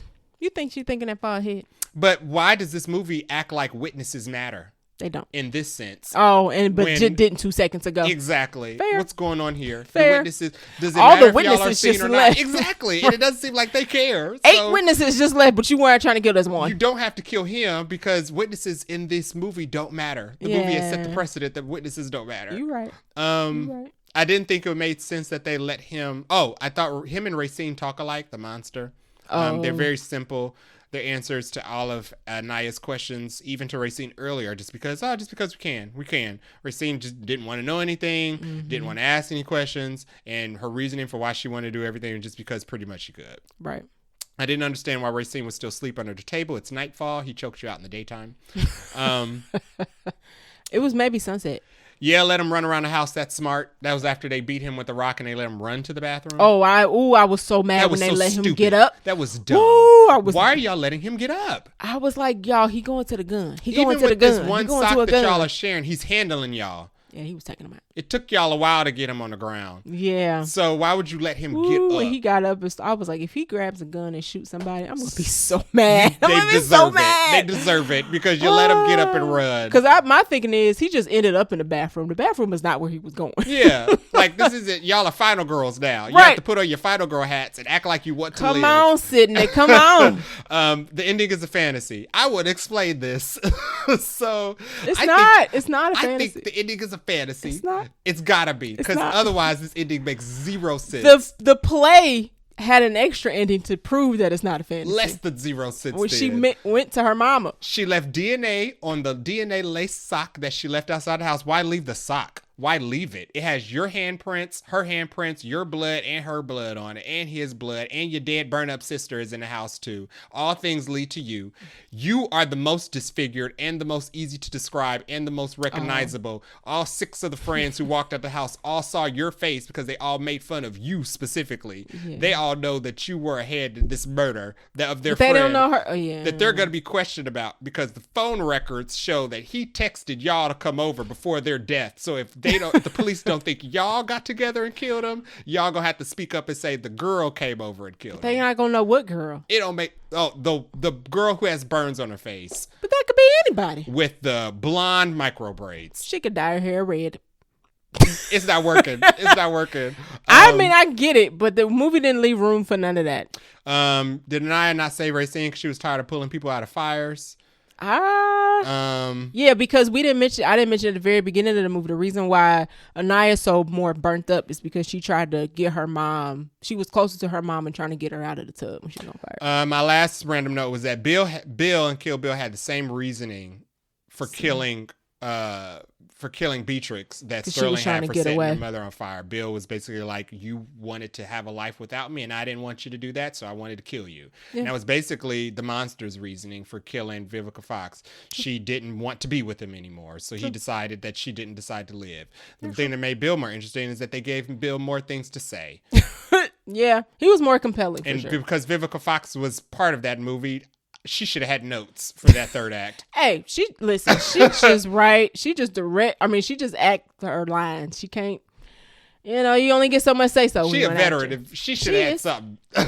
You're not wrong. Add some notes for this third act. You're not wrong. I think you covered all of mine. No, you're good. I don't got to say much. My 2 left random notes are Racine needs some therapy. They both probably did. The lady. And Anaya ain't even ugly. She wasn't. I understand that she's burned, right? And we're supposed to be like, oh, the cramps or whatever. But she's not. And no. I hated the fact that she was just like, I am. And I'm like, but you're not. She wasn't. And that frustrated me with the lady in the beginning with the scarf when she just stared at her. I'm like, girl, have you never seen anybody who's burned on the face before? The crazy part is it wasn't even Anaya. She was doing that to Racine because Racine's arm is burnt up and like her last 2 fingers look like they kind of welded together. Mm-hmm. So she was just looking at her arm. And then she looked at Anaya. And it's like, girl, you ain't seen burns? You ain't never seen burned person before? I guess we're supposed to believe that. I guess people probably do act like that. A burned person, a disfigured person. This girl is not, she doesn't look like a 7th wonder of the world. No. So I don't know why she wasn't ugly. I don't get it. It was hard to be. I was like, I had to suspend my disbelief a lot. The belief left the building. People are mean though. I had to fire my disbelief.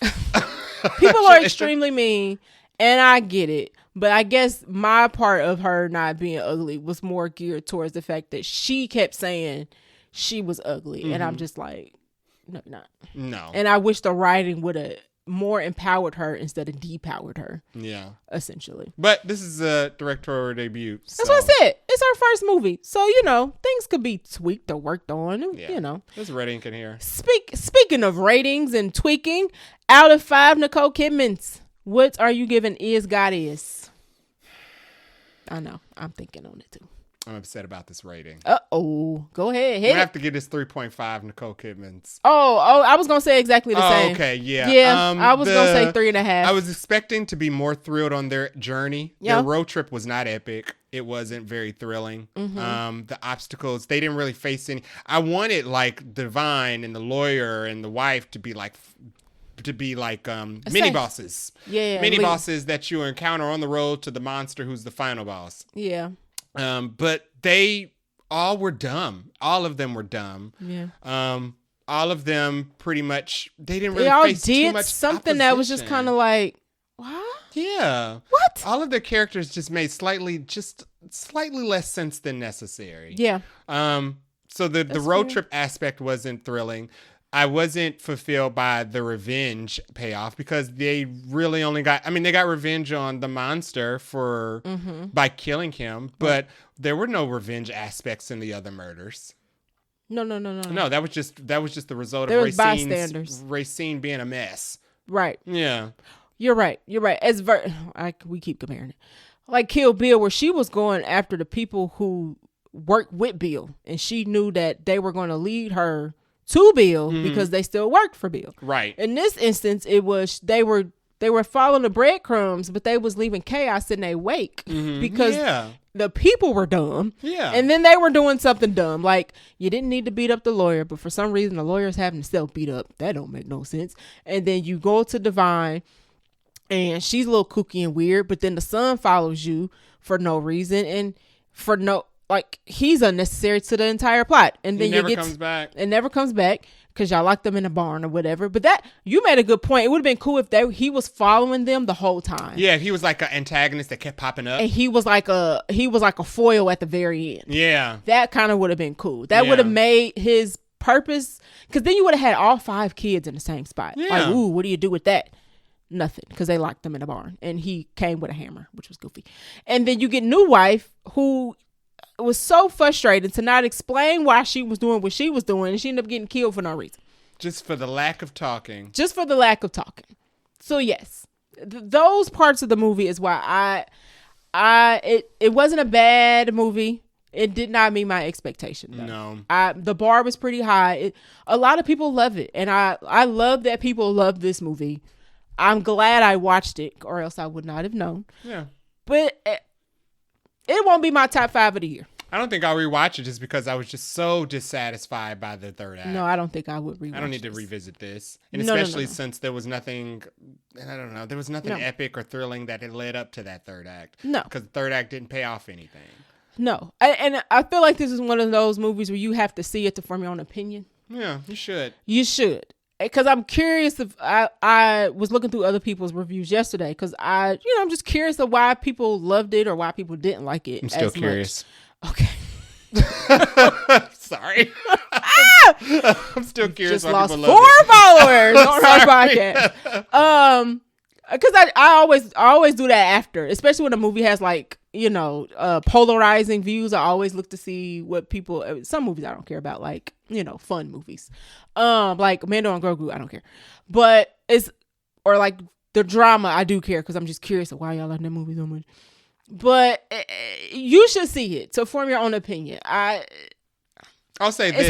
It's hard. I don't want to give it a 3.5, but I'm like, it's not a 4 to me. But I'll say this. For other people who said this movie, they don't want to see this movie because it puts black men in a bad light. You're putting black men in a bad light. That's stupid. Just watch the movie. His character his character in this movie is uniquely black, but he isn't doing anything that's exclusive to black men. It's exclusive to men, sure. Right.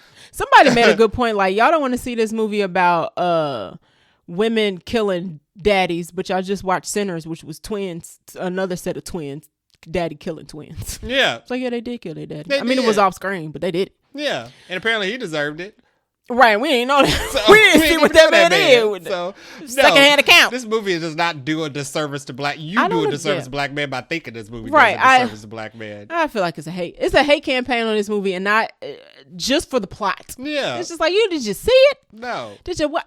If you're not gonna like the movie, you have a justified reason of not liking it. I think everybody in this movie did a good job. I just think a lot of the jobs given weren't good jobs. Okay, that's fair. Yeah, that's fair. Like these characters deserved more. I agree with you. All of these each and every single one of these characters deserved more. Yeah. Okay. If most of my issues aren't from the acting, it's just from the writing. Just the writing. It's the writing. It's the writing. It's the writing. You trying to find it makes me sad. It's all right because I want it to not be that. Right. We wanted. I saw all these glowing reviews. I'm like, yes, it's gonna be so good. And then we like halfway through, and I'm like, I want it to not be the writing, but it's the writing. What is it? It's something weird is happening. And then we got to Janelle Monáe, and I was really like, I'm just getting frustrated. No, yes, I know. I was getting frustrated when she hit the lawyer with the rock sock, and it was just, I was like, ooh. Flames on the side of my face. Yeah. That's how I felt. I was getting so frustrated. I'm like, why? Okay, so 3.5 from both of us. Mm-hmm. I would say if you were interested, you should definitely check this out. It needs the support. It needs the support. Like, we see all type of trash movies that are written that has majority white cast. Mm-hmm. So we gonna see all the movies with majority black cast. Exactly. Sometimes we like them, sometimes we don't. But it's gonna get our money. Sometimes it's in the middle of the road, which is kind of what this one is. We'll be in that number. That's okay. Mm-hmm. I'm glad I spent my bucks. Not glad I gave AMC my pretzel money though. I feel good about contributing to. I mean, we weren't able to go see this opening weekend because we were out of the country, but I felt very good about contributing to the second week hold for this movie, especially since it's facing such an uphill battle. Exactly. With screens. Exactly. So exactly. Yeah. So we always gonna support. Absolutely. We don't know if we like a movie till we see it. Yeah. So that's how I feel about that. And when she does what's her name again? Let me get her name right. When Alicia Harris does something else, I'm gonna watch that too. Yeah, because it's only the first thing. Right. It's like The Blackening. Yeah. I didn't like that movie. I did not like The Blackening. But if they do a sequel, I'm gonna check it out. Unfortunately, I would be there because I cannot help. I would not be able to live with I need to see if they need to see. I'll never be able to sleep at night. Now, if they do a third one and I don't like the second one, I'm gonna be like, I'm gonna have to bow out. I didn't see out. Well, right. Yeah. You know what's interesting is that Scary Movie 6 was also on one of my top 5 anticipated. It's clicking down, but I'm still gonna be there. I'm not feeling it. No, I'm not feeling it. Unfortunately, my top 5 was all wrong. Devil Wears Prada was on it. That was good. That met my expectations. Mando and Grogu seemed like it's gonna be fun. Mando and Grogu seemed like that wasn't on my top 5. But really? Oh, okay. No, but it does. Now that the reviews and stuff are out, and normally reviews don't sway me, I feel better about it. I didn't think it was gonna be a bad movie, but now that I know the fans are really liking it, I'm like, okay, I'm looking forward to this. Yeah. So we kind of sidebarring, but that is our review for Is Guy Is. If you can check it out in the theater, definitely highly recommend doing so. And if not, definitely run the streaming numbers up. I don't know where it's gonna land. Maybe on Amazon Prime, I guess. Yeah, it'll probably go to like VOD first. Yeah, it'll probably have to purchase it first, but I think it's streaming home will probably end up being Amazon. Don't wait for streaming. Do VOD. Yes, have a watch party. Yeah, I don't suggest eating while you watch this. Yeah, it's a little. It's not overly gory. It's a little gory. I had my pretzel bites. I was cool. Yeah, but if you're not used to gore, you might want to just have wine. Don't have wine. It's red. Just chips. Yeah, chips and not salsa. Popcorn. Just popcorn. There you go. I don't know why I didn't pick the obvious snack. All right, so that is it for our review of Is God Is. What are we watching next week? Mandalorian and Grogu and Obsession. Are we double Obsession? feature? Are we gonna count Obsession? We're gonna go see Obsession Monday. We are gonna go see Obsession in like 2 days. Mm-hmm. I feel like we should review both because we're there, right? So maybe a double episode. Sure. It's that we're definitely gonna see Mando and Grogu. Hopefully, there's no news. It might be. Hopefully, it's light on news. Hopefully, and the Doomsday trailer did not come out. Thank God. Thank God. Because I was like, if that trailer come out and we ain't doing news, I'm gonna be so mad. It should be a Spider-Man exclusive. They ain't gonna wait that long. I mean, it might as well. We're only 2 months away. Drive up them numbers. We're only 2 months away. So yeah, it would put them over the Odyssey edge. Maybe. You know, they're worried about not making as much money as Odyssey because it comes out right after Spider-Man. Yeah, they're worried about I have to fight those screens. Okay. Yeah. Sure. It's Spider-Man. I mean, yeah, it's Spider-Man. Odyssey is going to do it very well, and now that Elon Musk is mad, I hope it does extremely well. Hey. I hope it makes $2 billion. Yes. Just because he wanted to be a jack donkey. Yeah.